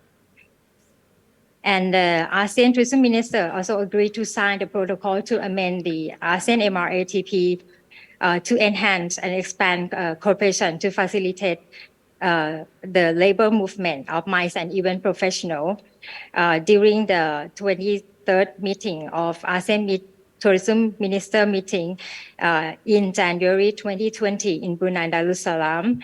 For Thailand, we already signed the protocol to amend the ASEAN MRA-TP on the 5th of January 2020. 2021. And at this stage, Thailand, by the Thailand Convention and Exhibition Bureau or TCEP, is tasked as the focal point to develop MRA-TP event professionals. There are altogether 11 job titles under this labor division. And recently, during the ASEAN Tourism Forum or ATF 2023, held in Jakarta in February this year, ASEAN Tourism Minister adopted the final draft of 103 competency standards and 412 toolboxes for the 11 job titles under event professional. And next step, Thailand will host the training for ASEAN Master Trainers and ASEAN Master Assessor next year. And that's what I want to share with all of you. Thank you very much for your kind attention. Thank you so much, Ms. Patana Siri. Well, ladies and gentlemen, from the last presentation, we come to the next sessions for Q&A sessions. For make more efficient to the Q&A sessions, we kindly accept maximum 5 questions. And if you have any questions for those who are here, please raise your hand. And for our online participants, kindly submit your question through the chat box.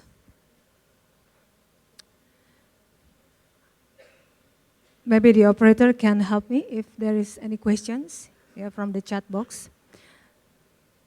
I welcome you to ask the questions from the participant here. Pak Putu, yeah. Oh, okay. Here, one questions from 2 speakers from Cambodia and Myanmar. Yeah? Cambodia for Ms. Rikeo and Mr. Zayar. Yeah? Can you please share your best practices in your country? How do you implement this MRA-TP at tourism school in your country?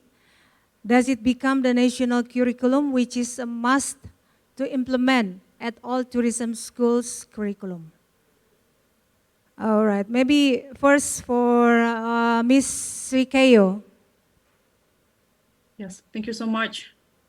Thank you so much for the online participant for your question regarding to the best practice in the MRA-TP in Cambodia. Yeah, so since the signing of the arrangement on tourism professional in 2012, Cambodia also try our best to spread the awareness of the implementation of the MRA-TP into the tourism school, as well as the private sector in Cambodia. And so start from 2014,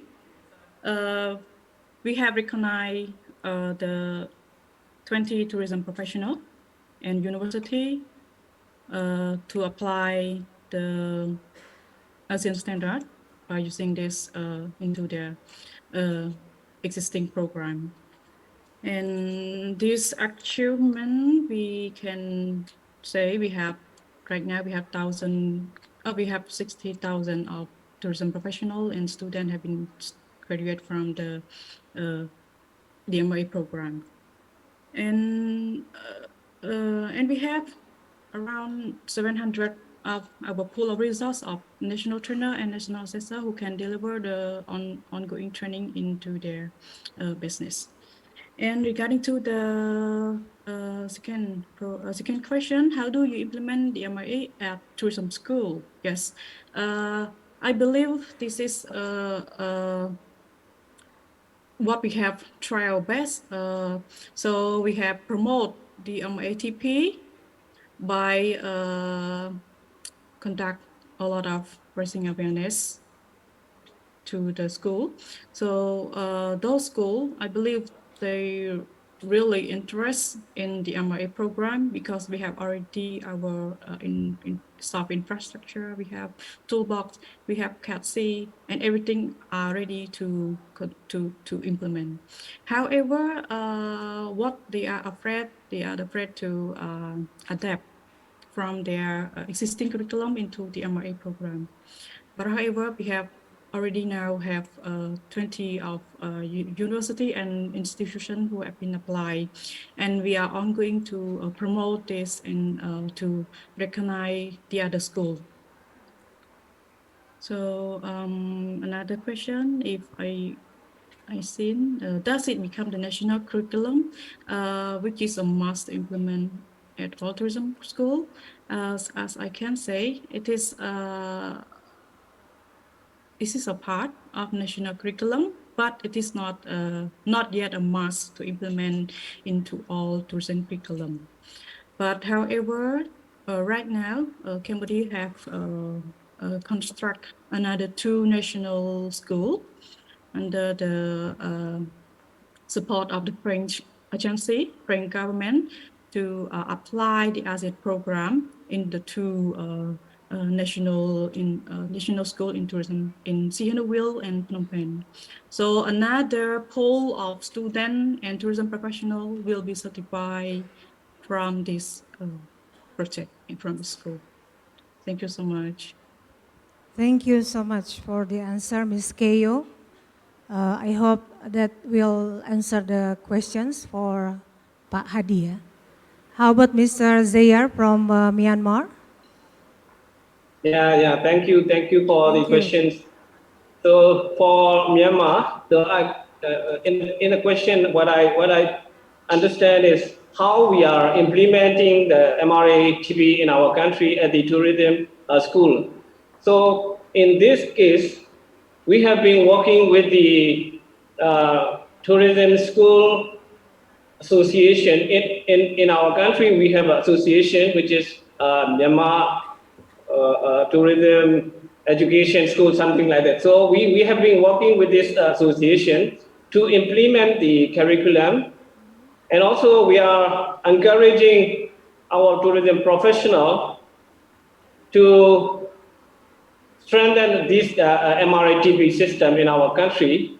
And also the one thing is like Cambodia has mentioned in her answer, the curriculum is not yet a must in our country, but we are trying to promote the curriculum, MRA-TP curriculum, toolboxes, everything. So competencies, something like that. So we are encouraging our industry, tourism school, to use this as a must. But we are trying. But we have to do so many procedures in our country internally, because we have been working with the different ministries. Say, for example, there are several ministries that are concerning with the tourism education in our country. Say, for example, Ministry of Education, Ministry of Science and Technology, Ministry of Labor, and also our ministry. So these are the long process to go on, but we are trying to move forward. Thank you. Thank you, Mr. Zayar. So, Pak Hadi, that's the answer for the questions. Well, we come to the next questions from Makassar Tourism Polytechnic. Pak Buntu. What are the challenges to work with different ministries and institutions in Cambodia, Myanmar, Thailand in implementing MRA-TP? So I think the first opportunity I give to Ms. Patanasiri, and then next Ms. Keyo and Mr. Zayar.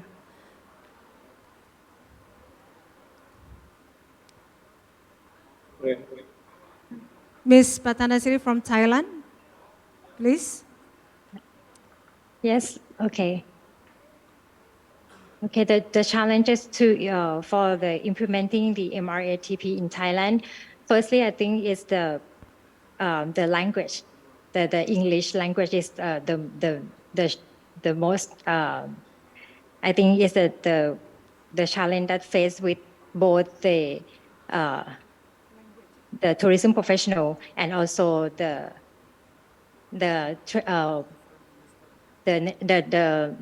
trainer, because when we try to organize the national trainer and also national assessor, we found it difficult to find the person to be.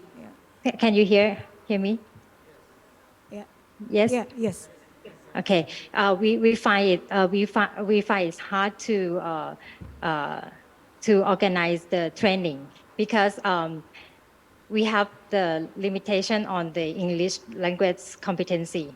Yeah, especially for those who from the vocational educational commissions. And for the challenges to work with others agencies is that they have like their own laws and regulations. So it's quite difficult for us, the Ministry of Tourism and Sport, to work with them because, for example, if we have to work with the Ministry of Labor, they also have their own law and regulations. So when we have to work with them, sometimes we cannot ask them to do what we want them to do. And that's the big challenge for us. Yes. Thank you, Ms. Patanasiri. So the limitation is language and law and regulation, right? Okay, Miss Rikeo? Yes. Well, thank you so much again for another question from Makassar Tourism Polytechnic. So the same to Thailand, Cambodia has the challenges working with the ministry and also the institution. As you may aware that English language is one of the challenge, if I can say, because of the toolbox and also the material are in English. So we need to adapt into English. However, we flexible into translation those toolbox into our Cambodian language, but only in speaking. However, the toolbox are still applied in English. So another challenge working in the institution, as I have answer in the first question, it is really difficult for the training school to adapt into the new training program, into the MRA program, because they have their existing program. They feel like a little bit hard to move from one to another program because they need to train their trainer and assessor to adapt the program. But right now, we believe that the trainer and assessor will not really hard to apply this program. For the ministry, right now, the Ministry of Vocational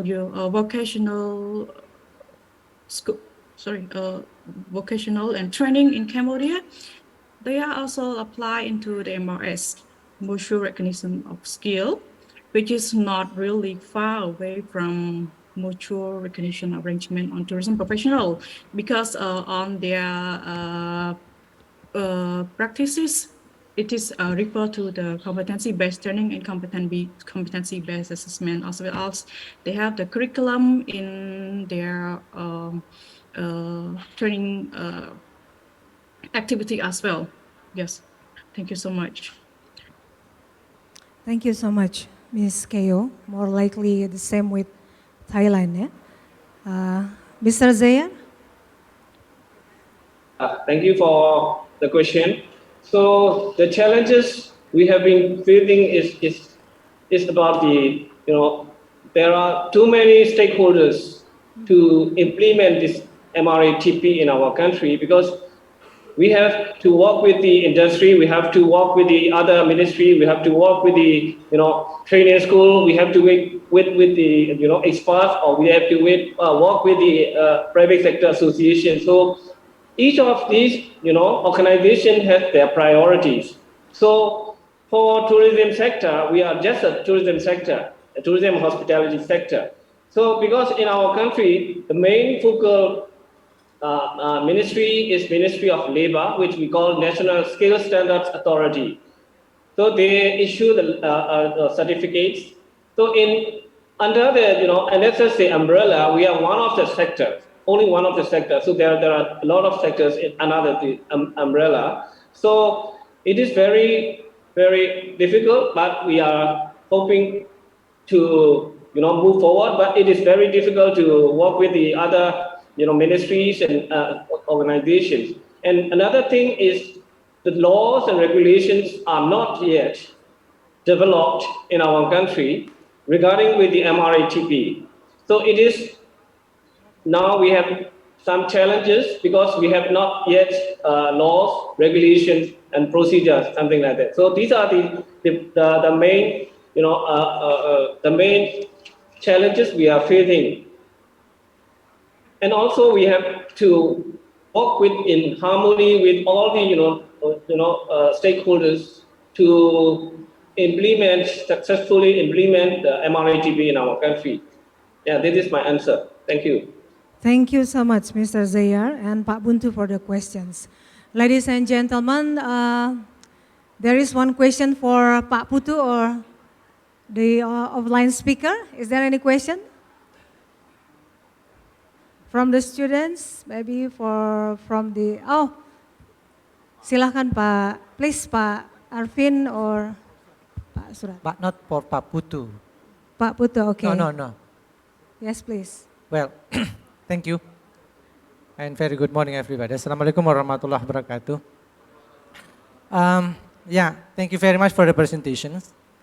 I see that the presentations are almost the same, implementations of MRA-TP in ASEAN. But I would like to hear from the speaker from other countries, like Cambodia, Myanmar, or Thailand. How do you implement the MRA-TP? I mean that the practical way that become a lesson learned from us to conduct the MRA-TP. And the second one is, how do you transform the toolboxes into the curriculum or into your national curriculum? Because now we try to develop our curriculum in terms of implementing the ASEAN toolboxes in our curriculum. And did you make it different? I mean that separate between your national curriculum and also the MRA-TP curriculum itself. So I think that's the two questions that I propose to you. Thank you very much if you can share to us, because also we are going to soon implement the MRA-TP in our institutions. Thank you. Thank you, Pak Arvin. So the question will be referred to which one? Thailand? To three. Three? Yes. Depends on who will answer the questions. All right. Because we have limited time, I give you the chance for 1 minute for each speaker. Please.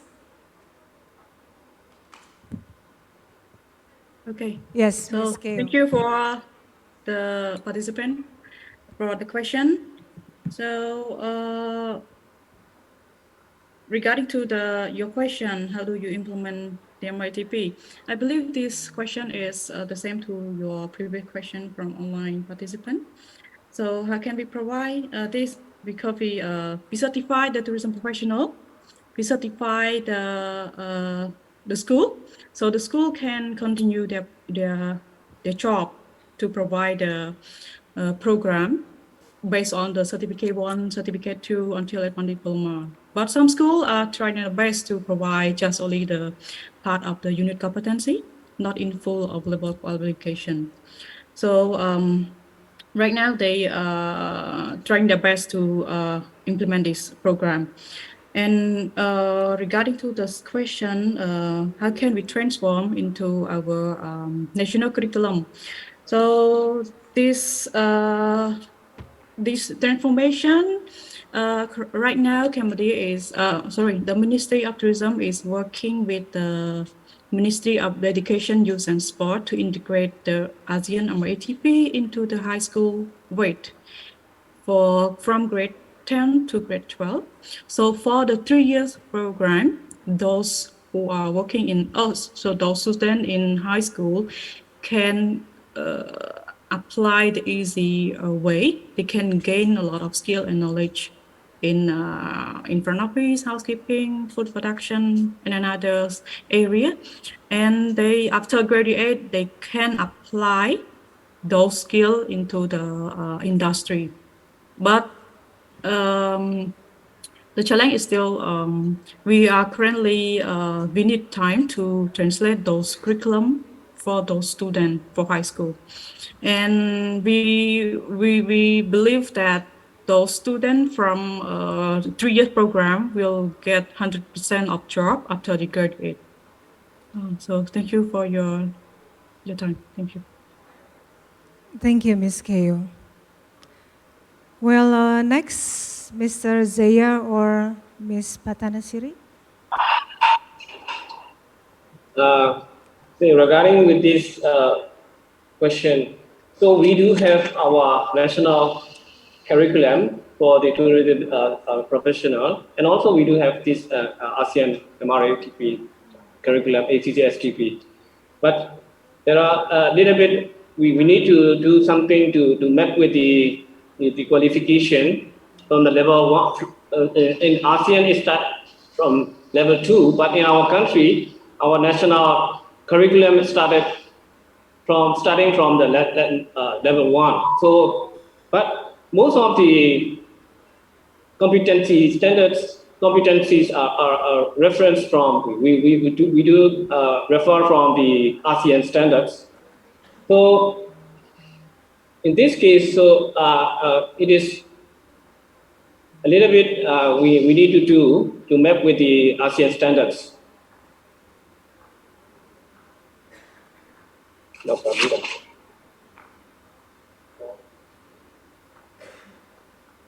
Yes?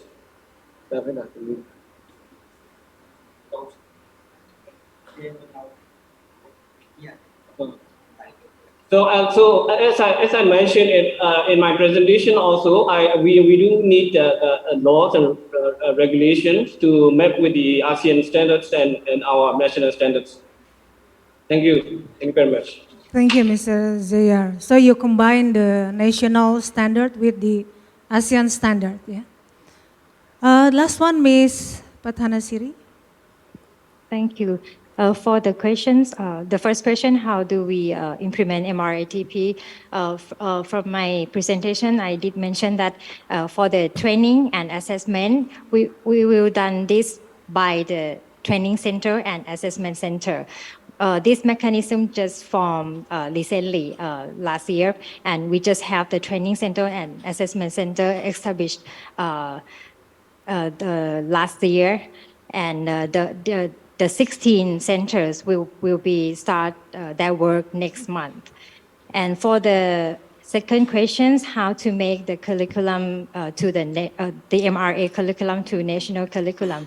For this part, we are now working with the Ministry of Education, Science, Research and Innovation, and also the Office of Vocational Education Commissions to make the MRA-TP as a national curriculum. Thank you. Thank you, Ms. Pathanasiri.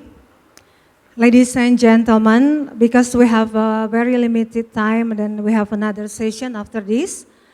So these questions from Pa Arvin brings us to the end of the first panel discussion session. Thank you to all presenters today for addressing the interesting topics, and thank you for all participants for attending the first sessions. It's been an honor to me to be among such accomplished individuals and to be a moderator of the 4th International Conference on ASEAN MRA-TP and ASEAN +3 Tourism Training and Education Network Forum 2023.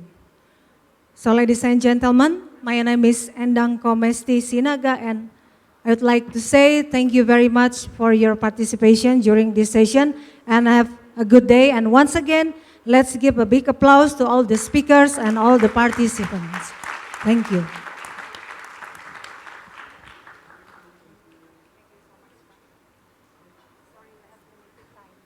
Thank you very much to Mrs. Endang Komesti Sinaga for performing wonderfully as the first moderator. And of course, a very grand thank you to our speakers as well.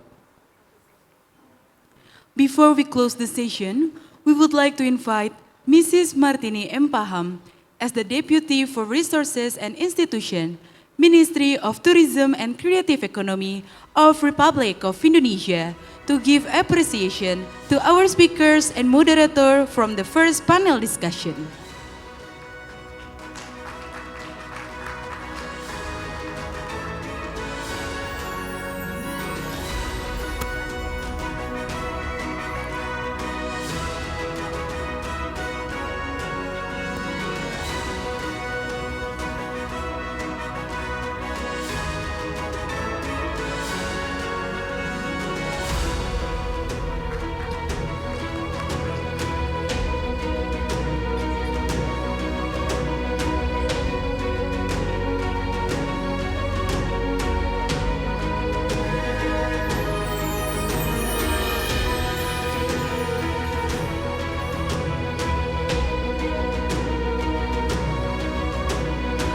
Alright, for documentation purpose, we will commence the photo session together.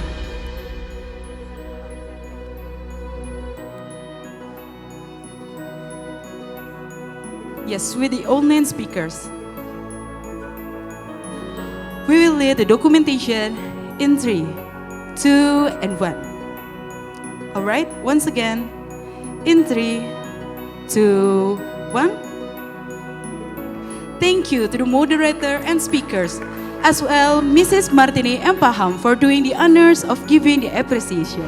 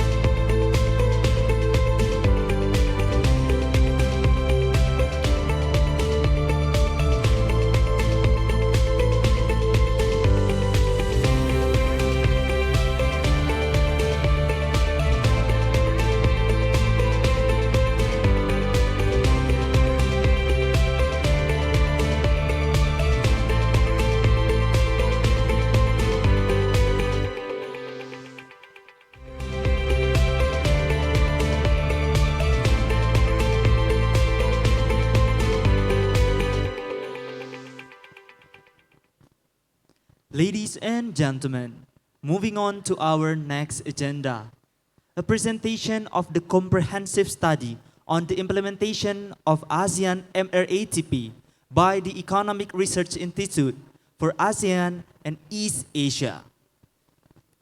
This presentation will be led by Professor Sufian Juso, Director and Professor of International Trade and Investment at Institute of Malaysia and International Studies, University Kebangsaan Malaysia. Good morning, Professor Sufyan. How are you doing this fine morning? I'm good. I'm good. Thank you very much for inviting me to speak at this event. Glad to hear that. Are you ready to conduct your presentation? Yes, thank you very much. I'm ready. I will share my screen. Share my screen. All right, Professor. I must apologize for not being able to go to Bandung for this event because of the last minute notice. Otherwise, I would be happy to come in person and have more discussion on the implementation of this MRTP.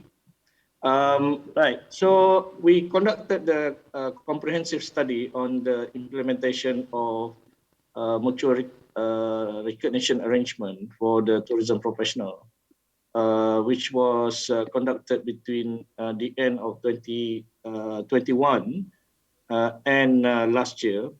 And we completed the work in 2022, and it was presented to the various committees at ASEAN. And so basically, I have heard the earlier discussion, the panel discussion, which actually covered much of the issues that we raised or we found out during the last study. So the study was actually to look into the effectiveness of the implementation of the MRA-TP and to provide some understanding of the challenges faced by the tourism professional in ASEAN, especially in relation to movement of tourism professionals within ASEAN member states. So that's very important. I think one of the objectives of MRAs, not just MRTP, is to allow professionals, including tourism professionals, to move and work in other ASEAN member states through the MRA.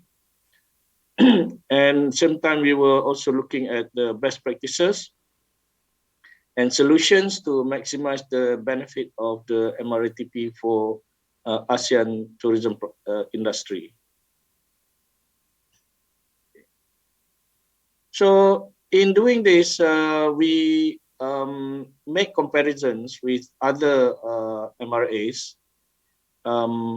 So I think for some of the participants, I have to explain a bit. I have been asked by ASEAN before MRTP to look into the implementation of a few other MRAs within the jurisdiction of ASEAN Economic Community.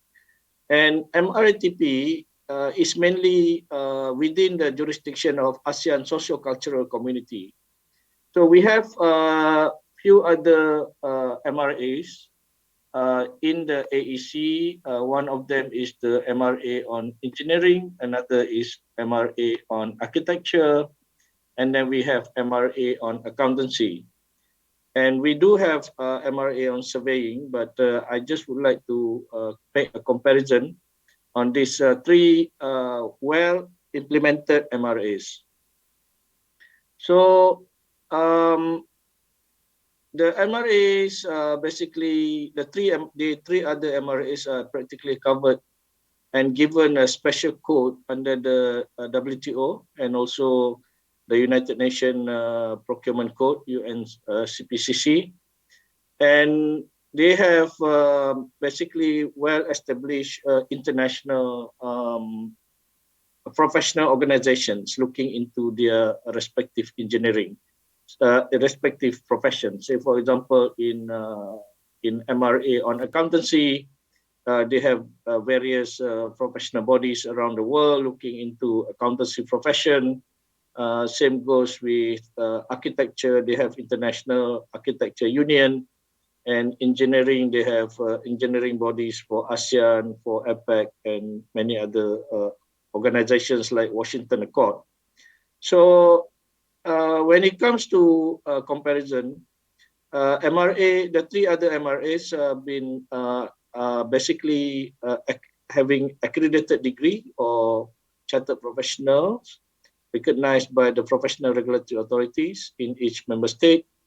And they have current and valid professional certificate from ASEAN member states PRA. So they can call, once they have got the approval, they can call themselves as ASEAN architect, ASEAN engineers, or ASEAN accountants. But with some number of years of experience, and they have to comply with a common professional development requirement in each member state, and they have to obtain a certificate of good conduct from the member states, PRA. Here, I think we are still at the early stage. We are looking at the common tourism curriculum of 52 qualifications, which have been earlier developed. It will take some time because if we look at the three MRAs, their profession have been there for a very long time. Washington Accord, for example, is more than 20, 30 years, and they cover so many other countries. Same goes with accountancy. The professional bodies providing accountancy education has been there for a very long time. But one advantage of the MRA-TP is the examination, which is set by the Tourism Professional Certification Board, which can be used as the benchmark for other member states.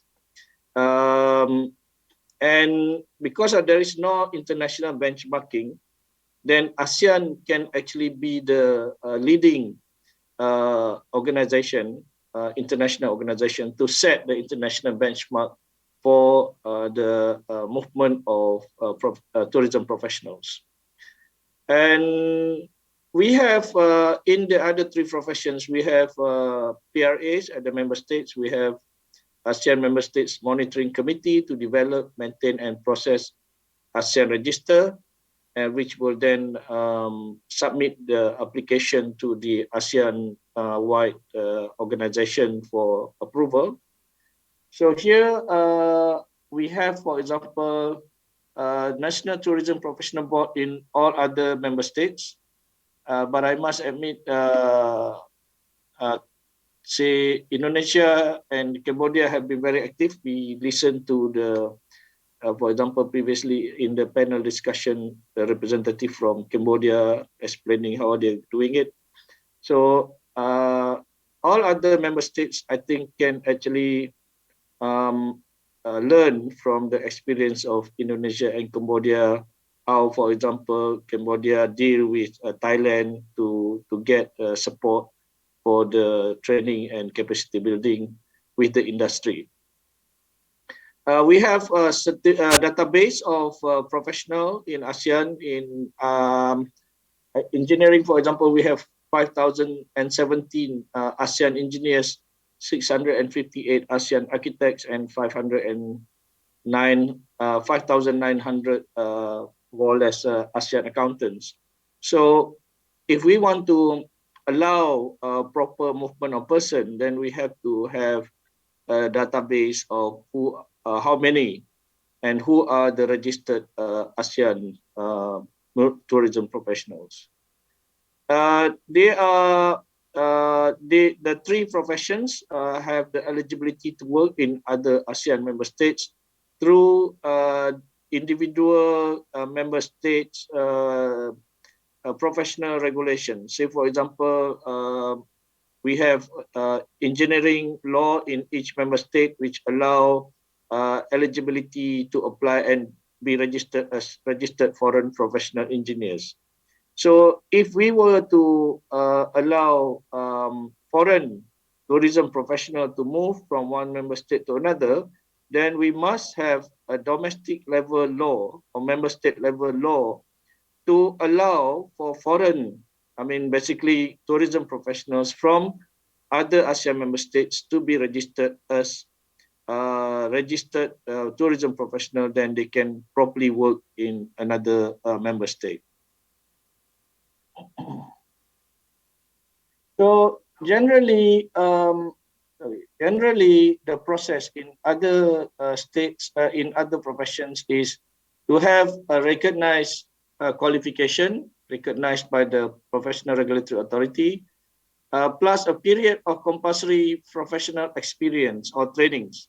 Say they have to go and become an intern or a trainee at accounting firm or at engineering firm, and then they have then they will obtain national level professional qualifications like senior architect or certified for professional accountants, and then spend a number of years as in the professional experience before they can apply to become an ASEAN professional through the Professional Regulatory Authority at the state level, and which will then recommend the applicant to the ASEAN level coordinating committee, which will then issue the certification as ASEAN professional, like ASEAN engineers or ASEAN architects. And then once they have the qualification as the ASEAN professional, they can apply to become registered foreign professional in another ASEAN member state. And then if once they are registered, they can obtain a job, work in a professional firm and obtain a work permit. So this is a very important, because we are just doing with MRA, but we have to coordinate. I think we discussed this earlier in the earlier panel about the role of other ministries, like the ministry in charge of labor, human resources, immigration. They have to come on board and assist tourism professionals to obtain a working permit for the relevant professionals to be allowed to work in the relevant field. So there is the main strength of MRA-TP is to increase education and competency. So I realize there are many education institutions here in this session. So we have to get the education organizations like universities or polytechnics to increase their level of education and competency. That this is the main strength, because we provide for some form of common curriculum and other things. And then it's also important for the NTPB and TPCB to play a role in the development of guidelines for the establishment and effective operation of the MRA-TP. There is an opportunity to increase and facilitate collaboration between education and training institutions, such as through student exchange and sharing of expertise. This is an example. We were provided an example by Cambodia, where they work with Accor Hotel Group in Thailand, where they receive trainees from Cambodia to be trained in the hotel group in Thailand. So that's an example of the industry playing a role through student exchange and sharing of expertise. And then we need to develop master trainer. This is also important. So we need to have competency-based training in vocational education and training in the TVET area, with the delivery of master trainer and master assessor programs. And then this will be a major strategy to address challenges facing MRA-TP. So I think we heard before, one of the challenges is to obtain and retain master trainers to train our professionals in tourism. So we have to increase the awareness about MRA-TP, not just among tourism professionals, but also among government organizations, ministries, agencies, for them to appreciate that we need to allow movement of persons who have already obtained a proper qualification under the MRA-TP arrangement. But then we may have to have a relook at the number of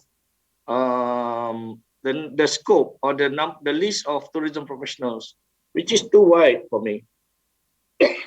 So some of the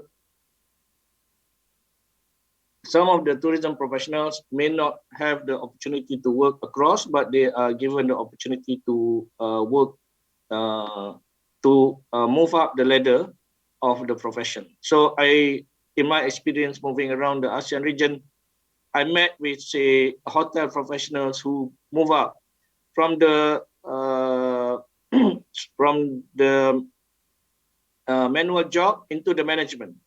So we have to inform the relevant authorities that MRA, that tourism professional training is different from the other professions, because the other professions, they get degrees and go straight away into the training, into becoming the professional.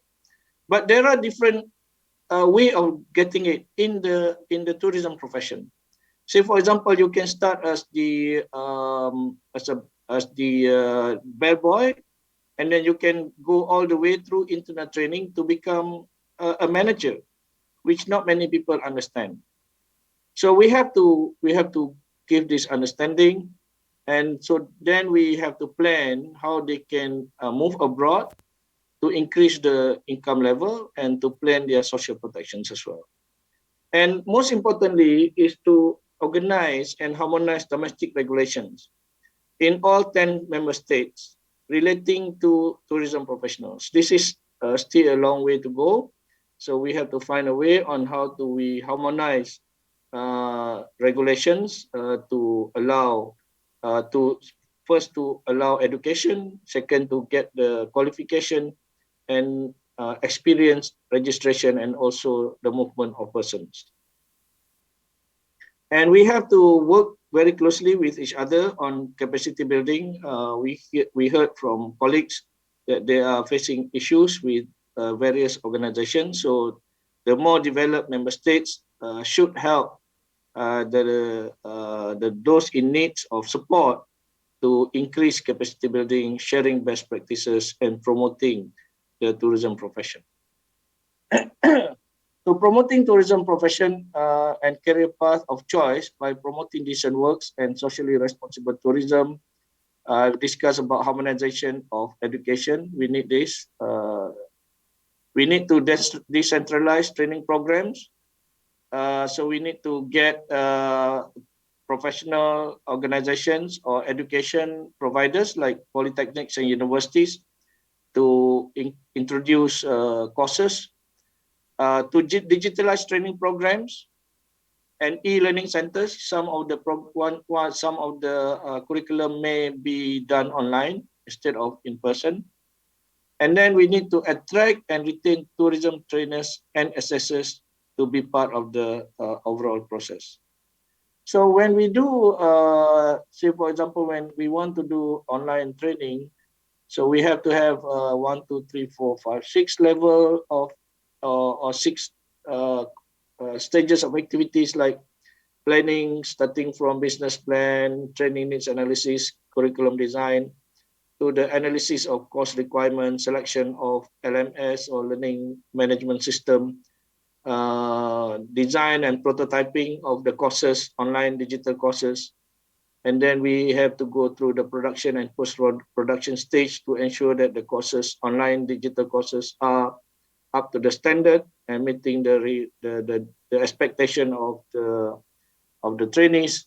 And then finally, we have to get the delivery with full support from the faculty, meeting the standard and the requirement of students, and to maintain the digital training program. So in terms of mobility, we may establish professional regulatory authority for tourism professional through national legislation, which facilitates registration and recognition of foreign tourism professional. Revisit the commitments relating to tourism profession in the movement of natural person agreement. This is the economic pillar, because at the moment, the movement of natural person agreement has very limited application to tourism professionals. And potentially, we have to bring this into the implementation of the ASEAN ASEAN Trade and Services Agreement. We have to relook at the domestic regulations, whether we have opened the movement and market access and facilitation of work permits. So we may also look at the implementation of MRA-TP through the Regional Cooperation Economic Partnership Agreement to provide more rooms for tourism professional mobility not just in ASEAN, but also in the whole of the whole of RCEP parties. So in terms of qualification, there could be a revisit of the process flow, where we can have the professional tourism board with entry level at either graduate or certificate holders, depending on the level of job. And then they sit and pass the professional assessment examination to be registered as a recognized tourism professional, where they can actually register with the ASEAN registered foreign tourism professional program. And then when they sit and pass the professional competency examination, then they can have a well recognized professional tourism certification practice. So that's the result of our study. I'm happy to answer one of the questions if we have time. Thank you very much. Thank you very much, Professor Sufian Juso, for the illuminating presentation.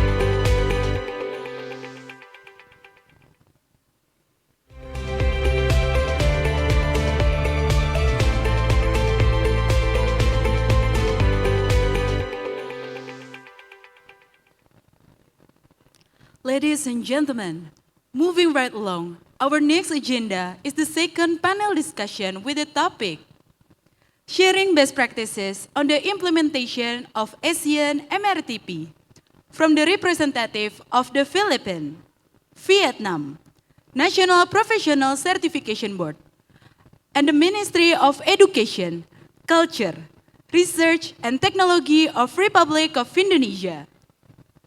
This session will be led by Ms. Surayal Hismi from Lombok Tourism Polytechnic as our second moderator.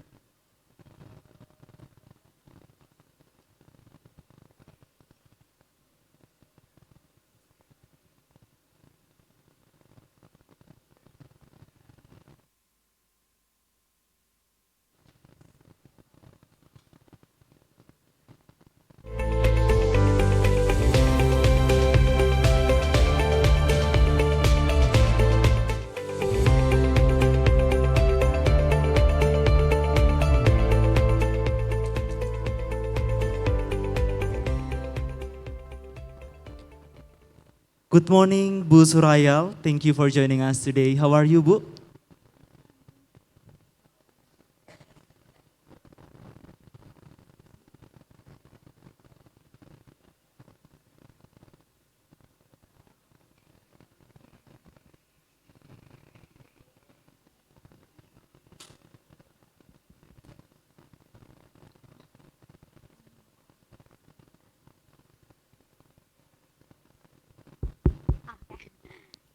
I'm fine, thank you. And how about you? I'm wonderful right now. Thank you, Bu Surayal. The floor is yours. Thank you very much for the Master of Ceremony. Assalamualaikum warahmatullahi wabarakatuh. Good afternoon, the distinguished speakers, the excellent guests, academia, and of course the Scholars Committee. Thank you very much for this opportunity given to me. Please allow me to introduce myself. My name is Rael Hizmi from Lombok Tourism Polytechnic. It's very honor for me to be a moderator for the second sections of this conference with the topic of setting best practices of the implementation of MRA-TP. So it is also honorable for me to be a moderator for our excellent speakers. So please let me welcome our speakers to join with us in this stage and on the virtual platform. For our ladies and gentlemen, our first speakers today is Miss Christina Aquino. Please give applause. So Miss Christina Aquino, sit down please. Okay, thank you. Miss Christina Aquino from Tourism Industry Board Foundation in the Philippines. She joined various organizations such as associate board members of the Hotel and Restaurant Associations of the Philippines, RQAT, HOREP, and many more. Besides joining some of the organizations, she was also Dean of the College of International Tourism and Hospitality Management and faculty member. She was also held several qualifications such as CHE, CGSP, HIVIA, and ASEAN Master Assessor for Housekeeping. Mr. Christina, how are you today? Good afternoon, everyone. Thank you. I'm very happy to to visit Bandung, Indonesia for the first time. So I'll take up the offer to actually experience the culinary adventure as well as the cultural shows that you have to offer here. Thank you very much. I hope you enjoy joining with us in this conference and enjoy in Bandung. Well, ladies and gentlemen, I also want to welcome our second speakers. Our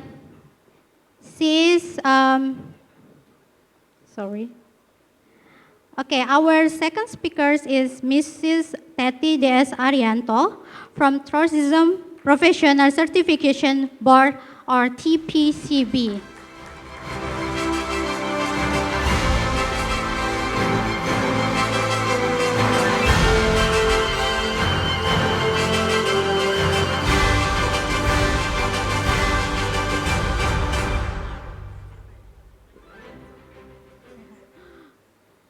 Everybody probably know about her, and then we usually call her Ibu Teti. Ibu Teti, how are you today? I'm fine. Assalamualaikum warahmatullahi wabarakatuh. Ibu Teti is currently a commissioner by the National Certification Profesi as one of the 7 members at Indonesia Professional Certification Authority, appointed by the President of the Republic of Indonesia.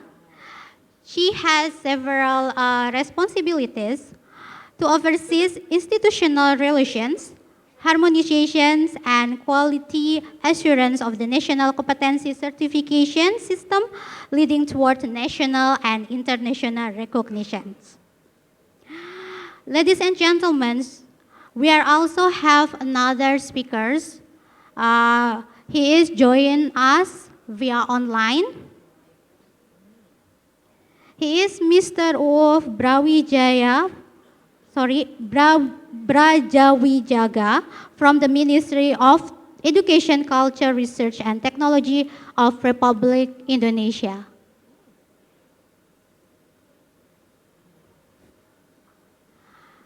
Mr. Uuf, are you with us today?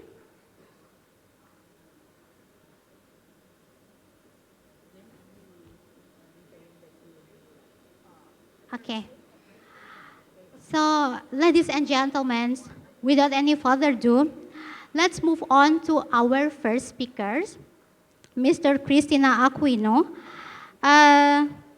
She will share the best practice of the Philippines on the implementation of MRA-TP. Mrs. Christina, are you ready for the presentation? Yes, thank you very much. May I request the technical team to please put up on screen my presentation. Thank you. Okay, Mrs. Christina, the floor is yours. Thank you. Good afternoon, everyone. The best practices that I'm going to be sharing may have started initially as good, became better, and finally became best. But that is not the end of best practices, because the best that you have right now may not be the best anymore tomorrow or next month. And so the full cycle again continues. So let me start with my talking points. I would like to discuss the Philippine structure for ASEAN MRA on TP, what the Tourism Industry Board Foundation Incorporated is all about, TIBFI, the various activities that we've undertaken, as well as moving forward steps. The Philippine structure for ASEAN MRA on TP is very critical. Initially, there were discussions or recommendations received by the ASEAN Secretariat on who they want to put as the NTO, the National Tourism Organization, the Tourism Professional Certification Board, as well as the National Tourism Professional Board. The NTO is no less than the Department of Tourism that just celebrated 50 years recently of existence. The Tourism Professional Certification Board initially was the National Manpower Youth Council, established in 1970, but sometime in 1994, they changed names to become the TESDA, or the Technical Education Skills Development Authority. The National Tourism Professional Board is something that's familiar to me. It's a 43-year-old organization that initially started as the Hotel and Restaurant Industry Board. However, with the additional sectors in the tourism sector, this was changed to the Tourism Industry Board Foundation. At the moment, the membership of the NTPB has government representatives as well as both private and public industry organizations as well as labor. At the moment, the Board of Trustees, where I used to lead it in 2019 and 2019 to 2021, and a holdover in 2022 because of COVID, we had 12 Board of Trustees members, 2 sitting in from labor, 3 from government, 1 from academe, and 6 from industry. One of the major accomplishments of our board was a review of the Constitution, and so the new board right now contains 15 Board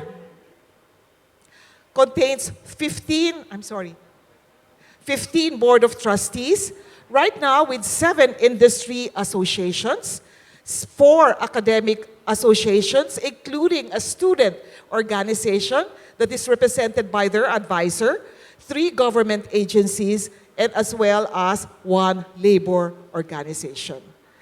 We believe that this structure that we have is one of the best practices because we have endowed on each agency particular assignments that they're supposed to do. Notwithstanding that these are assignments that have been given already for the ASEAN MRA, DOT, the Department of Tourism, felt that there was need for us to have a memorandum of understanding for convergence. The reason being is that tourism education is handled by 3 separate agencies in the Philippines. You have the Department of Education that is responsible for basic education as well as senior high school, TESDA for technical vocational, and the Commission on Higher Education, or CHED, which handles the higher education. And so there was a memorandum of understanding that was signed in 2020. And, it took COVID to actually realize that, because this was a memorandum that was already in the draft stage as early as 2014 or 2015. A new memorandum will actually be pushed this year because of the new signatories that are going to be represented by each different organization. And there will be an additional signatory, this would include the Department of Labor and Employment, as well as the Department of Migrant Workers. The convergence resulted in 5 joint working groups that consist of research and innovation, education tourism, industry linkages and partnerships, standards review and development, as well as ASEAN MRA-TP. We've had several meetings, and just recently, last March, we had our 17th meeting. We also had a series of webinars and conferences from 2020 on various topics that would meet the requirements of our tourism stakeholders. Issues on practicum during COVID, the need for more assessors and trainers, topics like micro-credentialing. We've had 15 webinars, as well as 2 conferences, one conference online and one that is going to be forthcoming. We've also had a series of trainings on ASEAN tourism, ASEAN MRA-TP. We have 2 modules. One is on awareness seminars, wherein we've had both face-to-face as well as virtual webinars. We have had more than 1,900 participants in this event. In fact, just last week, we handled one more. I was the facilitator for this workshop, for this webinar, and the Department of Tourism regularly does this awareness campaign. The second type of workshop is the toolbox immersion, where participants are taught how to use the various toolboxes, as well as package the competencies to the form of the compliance on Common ASEAN Tourism Curriculum. I have here links of a workshop that we conducted online, as well as face-to-face. So if you can take a look at the bit.ly link, as well as the QR code that's posted on screen. We've had other activities as well. Examples would be job fairs. With the recovery of tourism, there is need for now more workers in the tourism industry, because a lot of them have left. And so we have had 2 that are specific to tourism. Last September and March 2023, there were multiple cities that actually had a job fair. And then one major for last May 1 as in celebration of Labor Day. We've also implemented the virtual soiree on practicum. There was need for us to provide practicum training also for students, notwithstanding that there was no face-to-face opportunity for them to do. And so we realized that there are some work that can be done online. And so the virtual soiree was launched. We had partners that were as far as other regions and students coming from other regions. Mind you, without even leaving the comfort of their home, they were able to achieve a lot of work that was needed in various sectors of the tourism industry. Part of the ASEAN MRA-TP implementation was assignment of what you call the ASEAN Masters. We have had training in different areas, the same that was reported by other countries. But part of the undertaking of an ASEAN Master was that when we went back to the Philippines, we had to cascade the training to what we call the Philippine trainers and assessors. So this beefed up the trainers and assessors to meet the ASEAN MRA-TP requirements. So we have 167 that were trained for that. So what do we do with this with the ASEAN Masters and the Philippine trainers and assessors? They were selected actually from the 18 regions. Remember that the Philippines is archipelagic in nature. We have more than 1,700 islands in the Philippines. And so there is need for us to make sure that there is somebody who can be tapped to provide the training in those different provinces or regions. We continue to review, develop, and validate TESDA training regulations, competency assessment tools. We conducted regional lead assessors training for revised training regulations that have been aligned with the ASEAN MRA. We are invited as resource persons for various trainings that are conducted, and we invite the subject matter experts to different relevant activities like the regional workshops that are done. To date, there are 21 TESDA training regulations, and of this, those that are marked with asterisks have been aligned already with the ASEAN MRA. There are 14 that have been aligned with the ASEAN MRA. And I'm very thankful for the statistic that was provided by the TESDA office under Director Patti, wherein she provided us that we have achieved already quite a number of assessment trainers and assessors. We have more than 492 in housekeeping, in cookery, 665, and so on. And part of the training actually involves also a calibration every year. Calibration, we call it CAMP Assess. This is the acronym that was created by Director Patti. Calibration of assessment methods and processes to align to specific sectoral standards and systems. And to date, we have already trained 673 assessors and trainers. We also were able to award TESDA certificates that are already aligned with ASEAN MRA. And we have data here from 2017 up to the first quarter of March 2023. We have already assessed 2.3 million candidates. And out of this, we were able to certify 2.2 million. And so the percentage certification rate is around 95.33%. The certificate that's issued by TESDA is the same certificate that's issued to all other sectors. And of this, there was a change that was made. There is a paragraph that is inserted in the national certificate that has in compliance with the ASEAN MRA on TP, just to indicate that this qualification is already aligned with ASEAN MRA. We've had quite a number of, for research, which is the objective, where the objectives are production, dissemination, and utilization.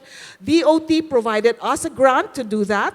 And if you're interested to find more information about this, the bit.ly link is actually there. We have also included, we were invited to include this particular study as a chapter in the book that was produced by a book that's entitled Applied Management Perspective.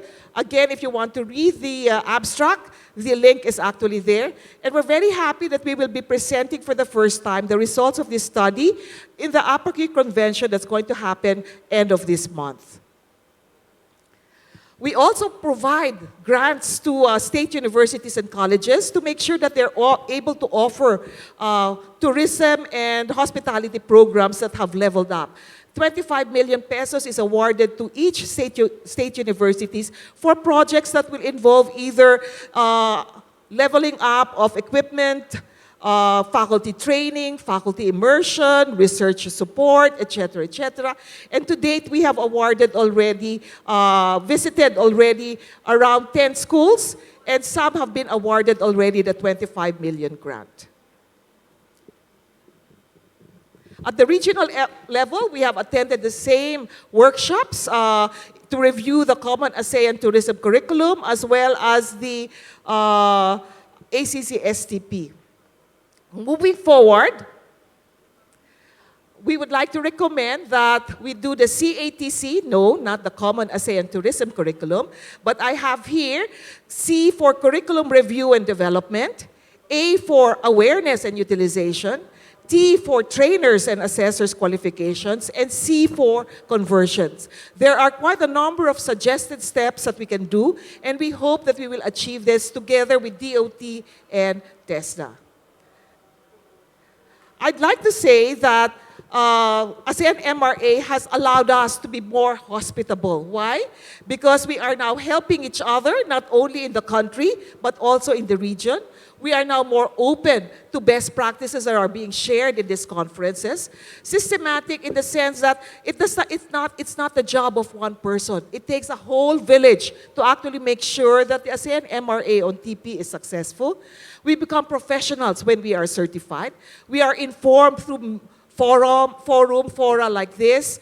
We have to be a team player to make sure that this is successful. And ASEAN MRA on TP, we need more advocates who will actually promote this. Be bold, because some people have not heard about this. Lifelong learning is supposed to be something that we will do. And be engaged as an ASEAN MRA on TP. They say that in the Philippines, it's more fun, but sharing is more fun in this particular forum. Thank you very much. If you want a copy of my presentation, you can take a screenshot of the QR code as well as the bit.ly link. And we have achieved all that I said, the PH structure, tip fee, the various activities, and moving forward step. Maraming salamat sa inyong lahat. Thank you for your kind attention. Thank you very much for the very informative presentation from Mrs. Christina. Without any further ado, before we come to the Q&A sections, let's move on to the second speakers. So, Ibu Teti will present the topic entitled BNSP as Tourism Professional Certification Body. Ibu Teti, the time is yours. Yes, I think you have a timer. Thank you for Ibu Tina teaching me how to use this gadget. But I believe the operators will help me. Yes, is that okay? So when I say next, I'm a little bit manja-manja itu apa ya? So Tina, thank you for the excellent presentation, and we have our Ibu Deputy here, Pak Kapus, among us. This is a very honorable forum. Thank you, and all the speakers who are here to share their most knowledge and make this event meaningful one, yeah. Before I start my presentation, allow me to give you a pantun. It's a rhyme in English, yeah. This is to support your last presentation, yes. Roses are red. Oh yeah, you have to say cakep, okay? Cakep. I also, or awesome. Also the audience online, yeah? Right. Okay. Roses are red, violets are blue. Awesome. Okay. I wish you all happy and healthy. Awesome. Let's make our dream come true. Awesome. And make MRA-TP a reality. Awesome. Thank you. More better and better, yeah. Okay, allow me to start my first presentation. Ladies, can I have my first slide, please? I'm from the Badan Nasional Sertifikasi Profesi. It is something like TESDA in the Philippines. And we have been working closely with TESDA these past few years. I was also doing the ASEAN Guiding Principles, yeah, back in 2019 until 2022. And because of the pandemic, we did it online, Ibu, and we could do it online.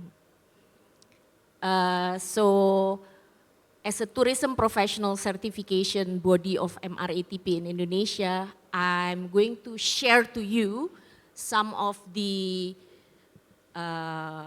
opportunities that were given to us, but also some of the issues and challenges that we have to overcome. So the next slide, please. Thank you. Allow me to give you a bit framework of our national professional certification system. So in Indonesia, we establish first, number one, as you can see, the institutional development to become the executing agency, as we are the authority, to execute the certification process. Ladies and gentlemen, as you can see based on the requirement, there are 6 sub-elements that you have to provide to meet the requirement. First, your institution capability, we call it PCA, Professional Certification Agency. Then you must have a competency standard. This is for overall, yeah, because like TESDA, we are not only taking care of the tourism, but all sector as well. And then the certification scheme must be in place. Pak Putu already gave us a lot of information of Indonesia. On the 6th labor division, there is a qualification scheme and there is also an occupational scheme. Next is the assessors. So in ASEAN, I understand that you create a national assessor based on the ASEAN Master Assessor qualification. I believe you are also qualified, yeah? As well as Pak Putu as well. Yeah, but in Indonesia it's managed by BNSP. So we have our own regime of master assessor, which we are trying to align with Ibu Deputy, how master assessor registered ASEAN and how national master assessor Indonesia can be aligned and synergized. The next is the assessment tool and the last one is the assessment venue. All of this must be standardized, ladies and gentlemen. Then BNSP give license to professional certification agency. As you can see, there are 3 kinds: first party, second party, and third party. First party is mostly to schools, vocational training and vocational education. And their assessee are mostly the students. So Alhamdulillah, Pak Putu already give in his presentation. There are vocational training 4, yeah, Pak Putu, in your presentation, and also 6 the vocational education and training of Poltek Par, which are 6. So they are all licensed as PCA already.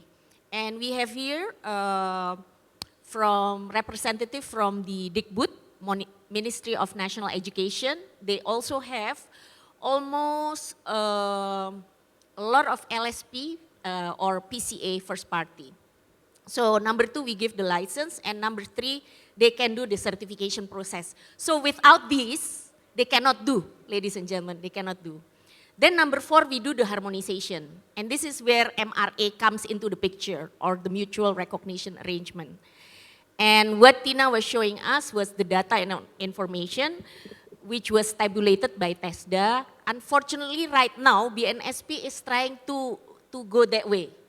So you can already make very individual data based on the scheme. We are going into your direction because based on our ASEAN Guiding Principle experience, right? There were 3 countries in the pilot of the ASEAN Guiding Principle. The number 1 was Malaysia, right? Malaysia, okay, if from Malaysia you are champion. And then number 2 was the Philippines, yeah. Let's give a clap to the Philippines, yeah, they're always so, you know. And then number 3 is Indonesia. We are not embarrassed, we are not ashamed because we want to progress. And the last one is the quality assurance. Today, I want to share more on the quality assurance actually, because this is also a good chance for everyone to know the standard as well. The next one, please. Next slide. So this is the list of our PCA, first party, second party, and third party. I believe among us, Pak Firdaus is here. He is the head of one of the professional certification agency P3, but I also see a lot of our colleagues in the online. They are also watching us right now. I believe the whole of Indonesia and all of ASEAN, yeah, are watching us right now. So in total we have 2,282 professional certification agency license, and the number of master assessor, we are not as much as you, even though we are archipelago as well. Our master assessor is 135, and then our workplace assessor is about 64,000. Among this are ASEAN national assessors and then ASEAN master assessors. Okay, next please. So this is the responsibility. I saw that you have already made agreement with 5 line ministry in the Philippines, but in Indonesia, BNSP has an agreement with the Ministry of Tourism and Creative Economic. This is made in 2022 ya Ibu ya. And this is to execute the ASEAN MRA in ASEAN, which were for 8 professions, and tourism is one of them. So the responsibility is we assess the qualification and competencies, we issue the certificate, we develop process and maintain a registry of certified tourism professional and job opportunities on the ATPRS. Unfortunately, during the pandemic era, the ATPRS is suspended. Yeah, that's why Professor Sofyan, in his research, he strongly recommended that the ATPRS is revamped again. Yeah, okay. So I just want to tell you, Tina, this is the thing. If we don't have the ATPRS, there is no consolidation. The data is only inside each our computer. So I strongly suggest that during this very good event, please revive the ATPRS again. Otherwise we have no job, we have no responsibility. Okay, and then we notify the NTPB, which is through Pak Putu. The next one please, next slide. And this is how NTPB and TPCB collaborate. As you can see, it's one line starting from the standard, and then the learning process, the evaluation, and then the registration. So ladies and gentlemen, this is how we collaborate together based on the MOU, and we've been using the toolbox for the learning process. The trainer guide is being used, the trainee manual, and then the PowerPoint. And then inside the trainee manual, there is a self-assessment that is being used not only by the training provider, but also by the PCA. So this is the connection, the consolidation between the PCA and the learning or training provider. And then for the evaluation, which is done by the PCA, Professional Certification Agency, we use the toolbox, all of the toolbox we use. And this is where BNSP steps in to quality assured. And this is how we do. Next slide, please. So we saw from Pak Putu's presentation today that we have a book. It's called the MRA-TP Handbook. It was issued, second edition, in 2018, right? So I agree totally with Tina. You know, it might be good for today, but is it relevant for tomorrow? Yeah, it's already been what, how many years? 5 years. I think this should be think and reconsidered and revised, yeah. So what BNSP strengthened is only part 4, Tina, assessment of the competence. That's where BNSP comes in. And in part 4, there is an introduction, the competency-based assessment, the process of assessment, and the assessing of competence. So what we do, ladies and gentlemen, we strengthen quality on the assessment plan, quality on the assessment of competence, quality on the assessment validation, which we didn't find in the ASEAN. We don't see the validation in ASEAN. And then the last one is quality of the national assessors. We want to comply. We want to totally comply. Again, we have this MRA-TP, but in our own computers. Not yet consolidated. There is no body.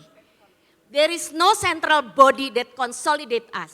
So, you know, one vision, one identity, and one community, Pak Putu. That's why I say it's a dream. So let's make it into a reality. If it's stored in our individual computer, who's going to know? The public. The public will have difficulty in accessing and verifying that information. Next, please. So this is what we do, ladies and gentlemen. We standardize, we quality assured the assessment plan, and we use this standard. It's called Plan, Assessment, Activities, and Processes. I'm very sure that all of you assessors are using this, Okay, so there is a document which is called a plan. And number 2 step, next one please. This is what we quality assure, the assess competence. Number 1, we prepare for the assessment. Number 2, we gather quality evidence. Number 3, we support the candidate. Number 4, we make the assessment decision. Number 5, recording it. Number 6, reviewing it. So we quality assured on this. Okay, and I do hope that we can align when the master assessor of ASEAN train the national assessor that they incorporate this standard.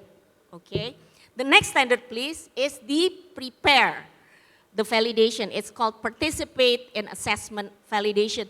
In Indonesia, this is an additional quality assurance. And we want to make this standardized in ASEAN because in ASEAN, I believe this has not been done yet or maybe partially done. So we need to prepare for the validation, we need to participate in the validation of the assessment tools. I see that previous speakers said about the difficulty in Bahasa Inggris, in English. It shouldn't be a problem, it shouldn't be an obstacle because it is a requirement, ladies and gentlemen, in the MRA-TP handbook, so we have to overcome. And the last one is how to contribute to validation outcomes. Next please. And this is ensuring national assessors requirement. That's why we need this regional secretariat. We need a body. Right now, all the data is everywhere. You have 600, maybe Thailand have 500, but it's not consolidated. So my next appeal is, I hope through this conference, let's cry. In order to make this MRA-TP sustainable and institutionalized, please establish the regional secretariat. Next, please. So this is the recommendation actually for MRA to be relevant for future of work. I call this future of work because honestly, our standard was made in 2007, yeah. Right now we need AI, artificial intelligence, digitalization, big data, yeah. And then we need to serve the consumers based on today's customer behavior, which changed because of the pandemic. So we have to put this into consideration. So number 1, I really suggest review the MRA-TP handbook, the 2nd edition, 2018. Please establish the regional secretariat, revamp the ATPRS, revive it please.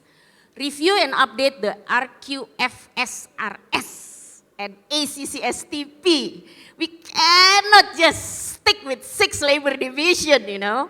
And then the next one is please review. We have 242 competency standard and toolboxes.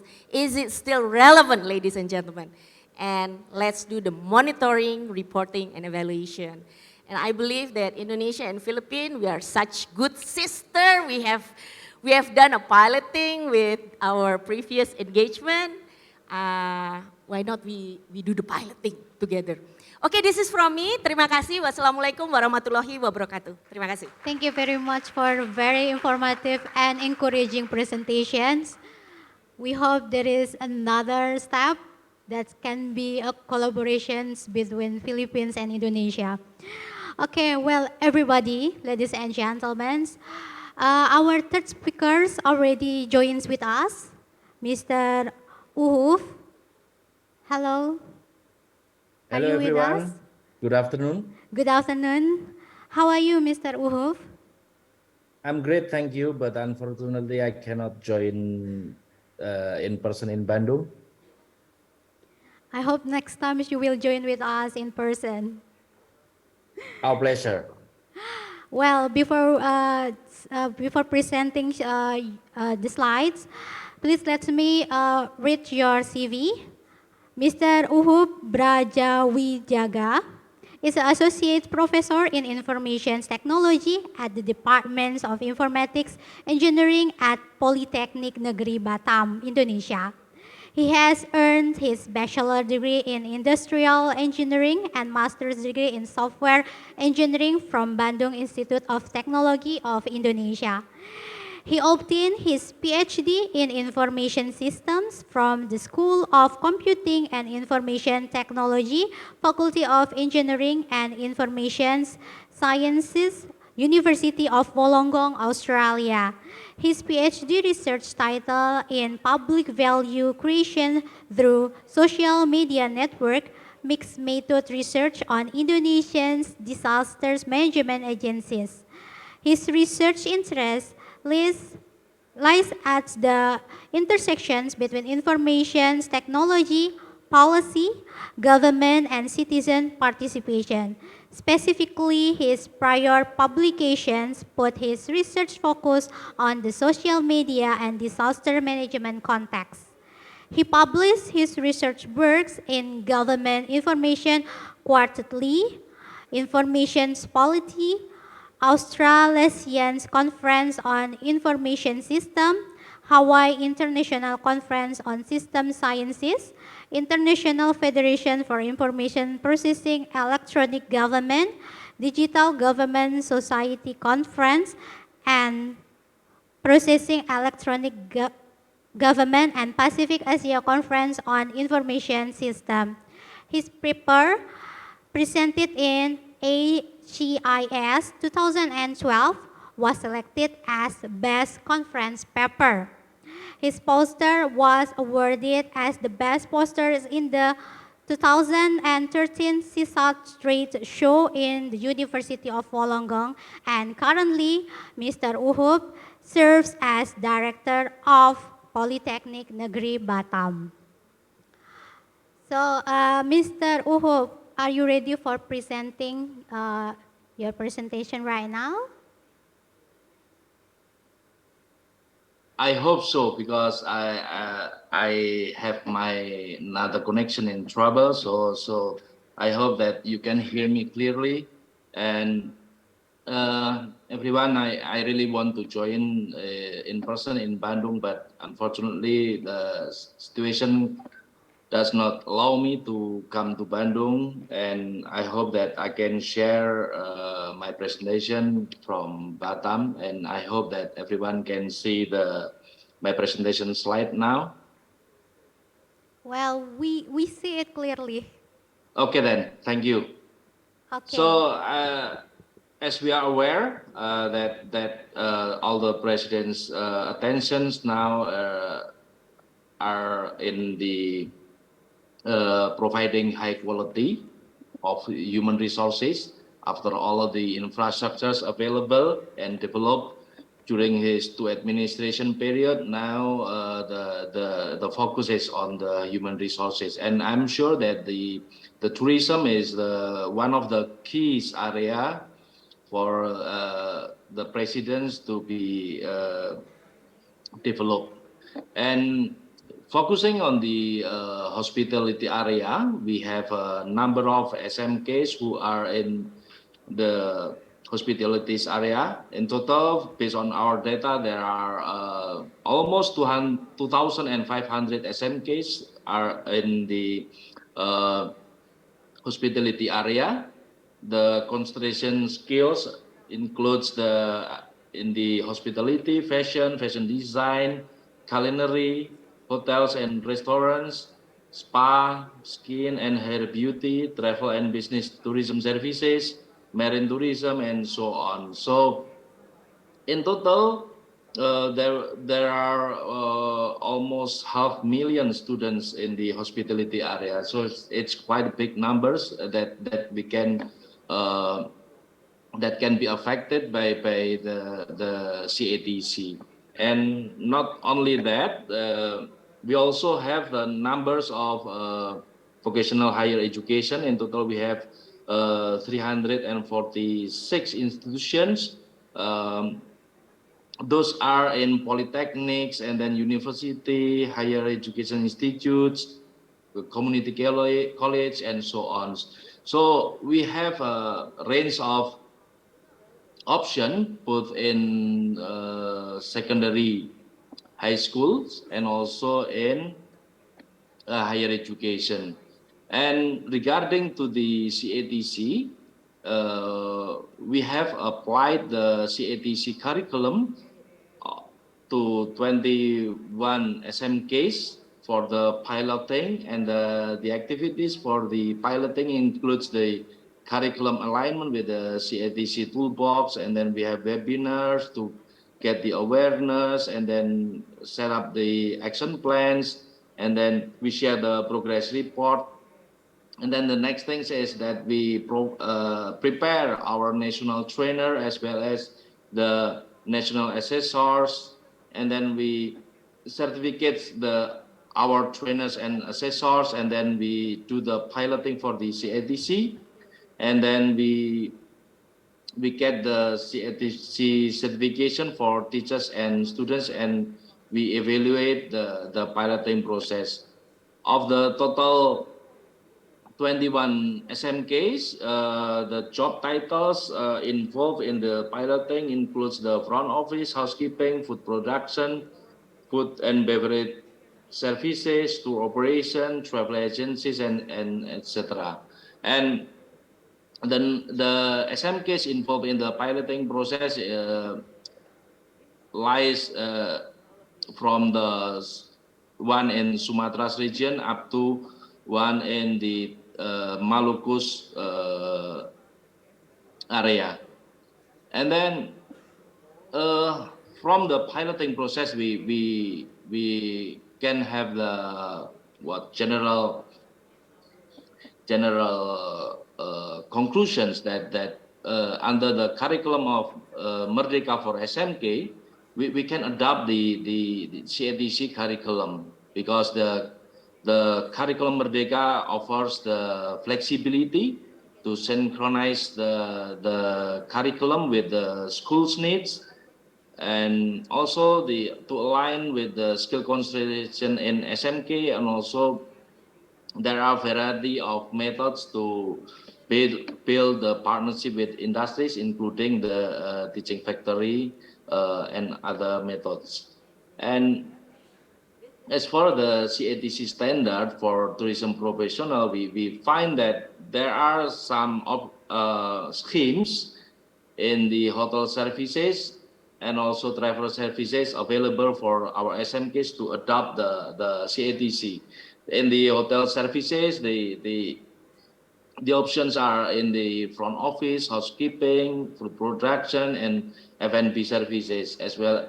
And in the travel services, I think the travel agencies and tour operation are the options can be adopted by our SMKs. And so the schools have their autonomy to adopt the CATC based curriculum, and this is the general scheme to adopt the CATC. The first step is the discussion between the SMKs and the business entities to set up the curriculum teams that is consisted of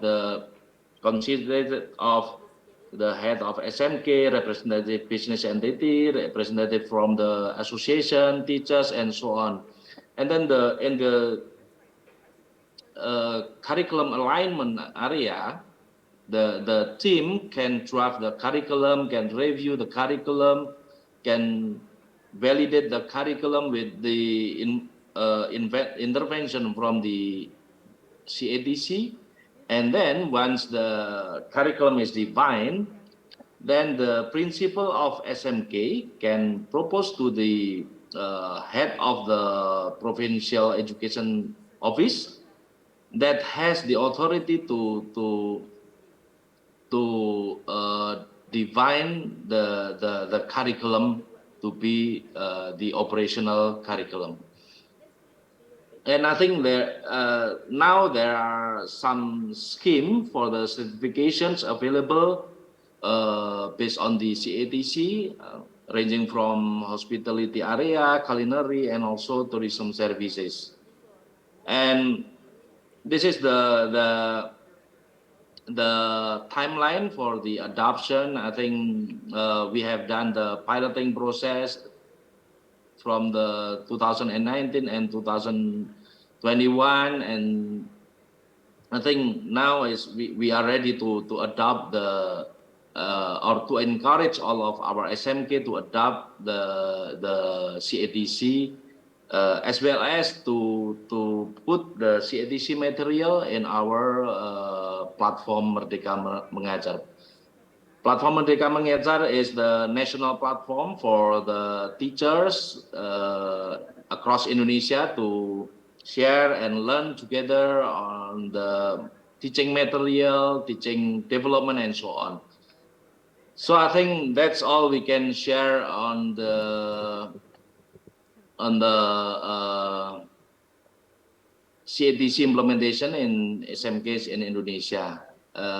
Thank you, and I'll give the opportunity back to the moderator. Thank you. Thank you very much for a very informative presentations. Ladies and gentlemen, now we come to the question and answer sessions. I'd like to have 5 questions from the participants and also from virtual who are really interested in asking questions regarding for the implementations of MRA-TP. So for everybody, we are open the questions, and please raise your hands to ask questions, and please introduce yourself first. We also open the Q&A virtually, so please use the Q&A sections on the Zoom platform. Well, now we already have 1 question from Indonesia, Mr. Mustafa. The questions is, how is the acceptance of industries in the Philippines to the holder of the certificates which are issued by TESDA under assessment process? And then Mr. Mustafa is come from the Makassar, South Sulawesi. Thank you very much for the very nice question, Mr. Mustafa. I would say that the acceptance of industry for certificates issued by TESDA is rising. It used to be very low.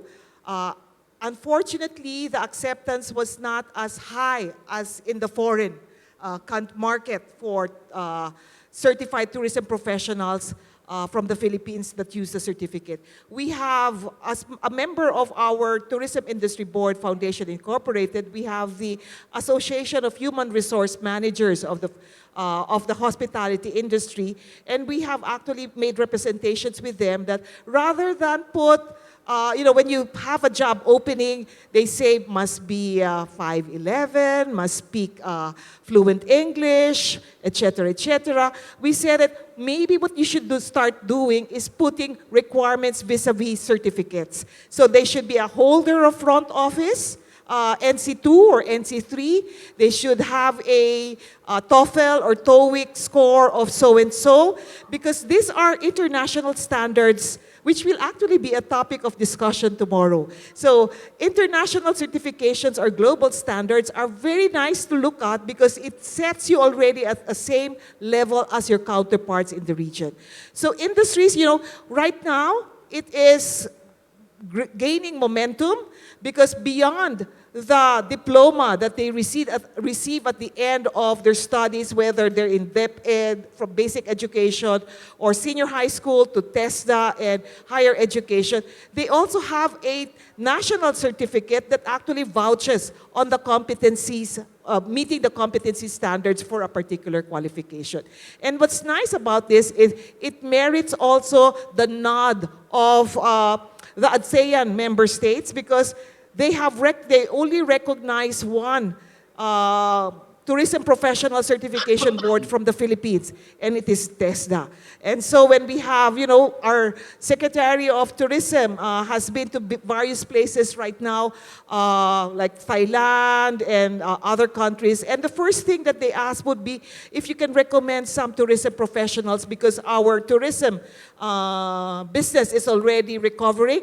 And, this is one thing that is good about the ASEAN MRA on tourism professional.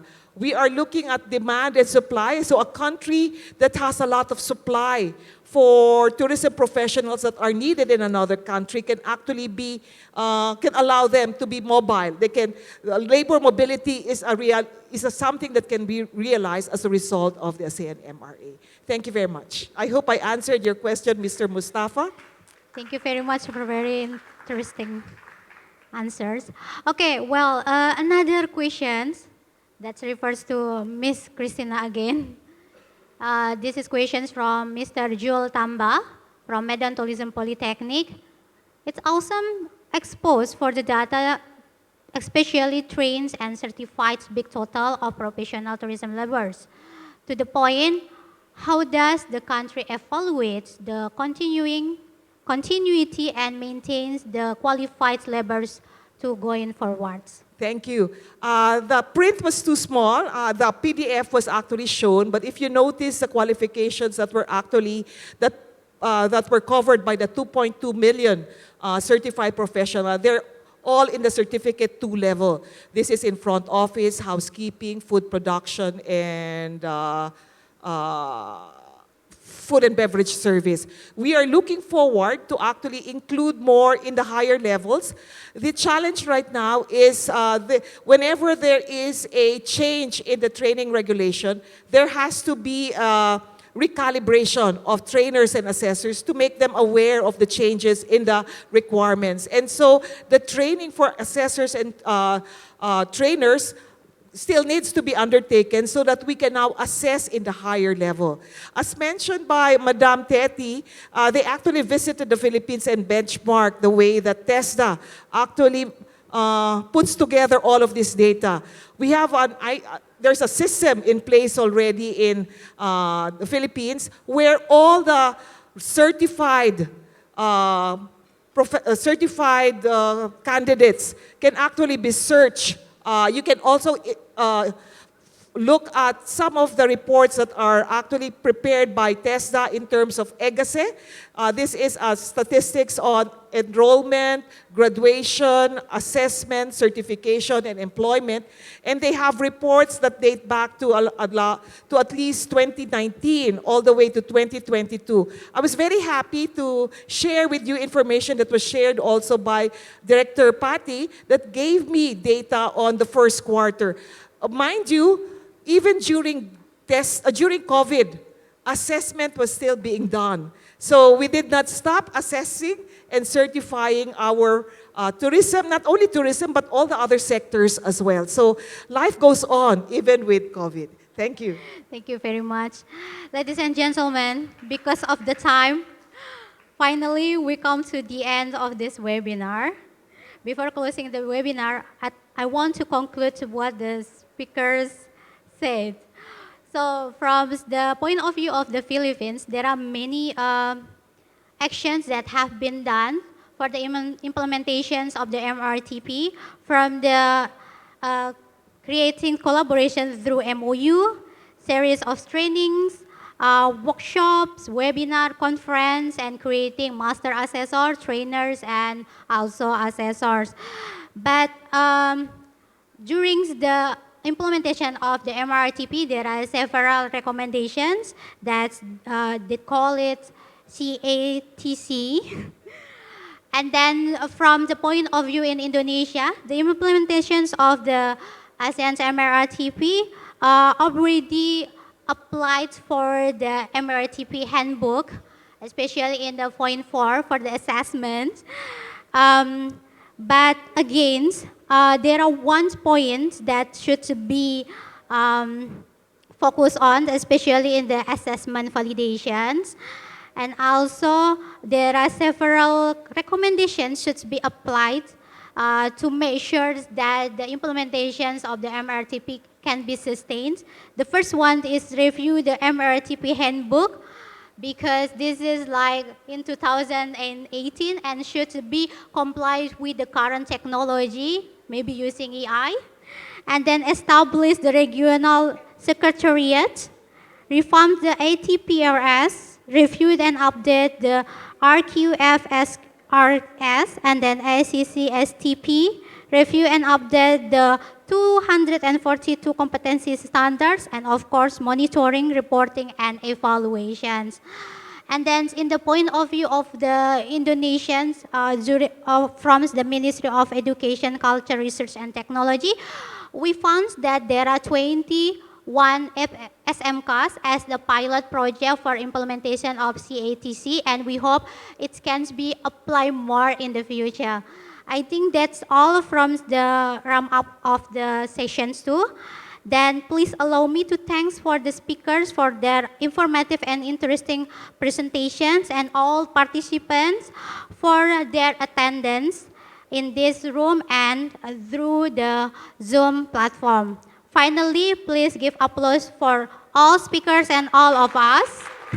Again, thank you very much, and wassalamualaikum warahmatullahi wabarakatuh. Now, I'm giving back to the Master of Ceremony.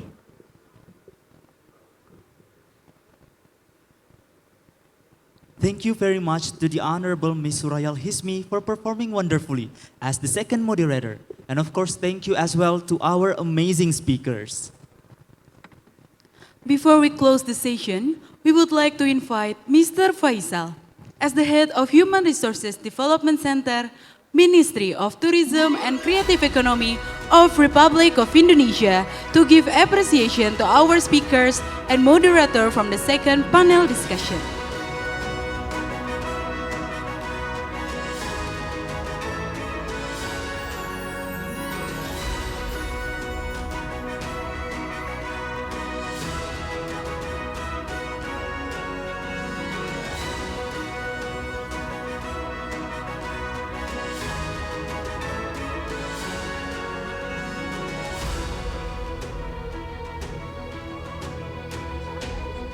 For documentation purpose, we will commence the photo session together.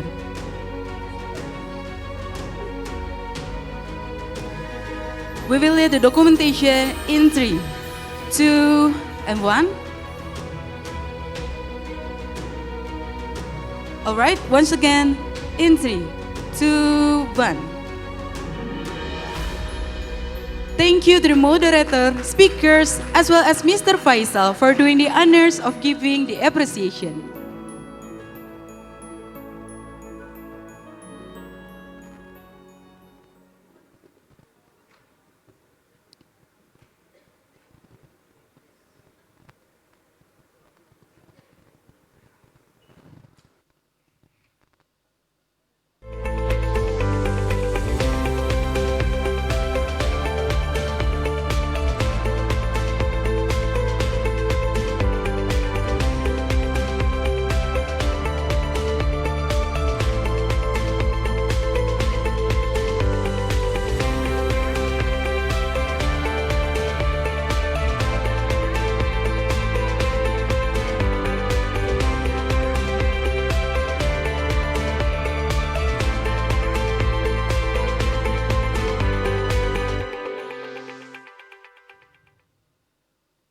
Ladies and gentlemen, we would like to inform you that we are entering our lunch break. Please follow the instruction of your liaison officer for more information and return to Mandalawangi building at 13:15 p.m. We will see you again very shortly. Enjoy your lunch at Enhai Hotel Restaurant. Thank you and good afternoon.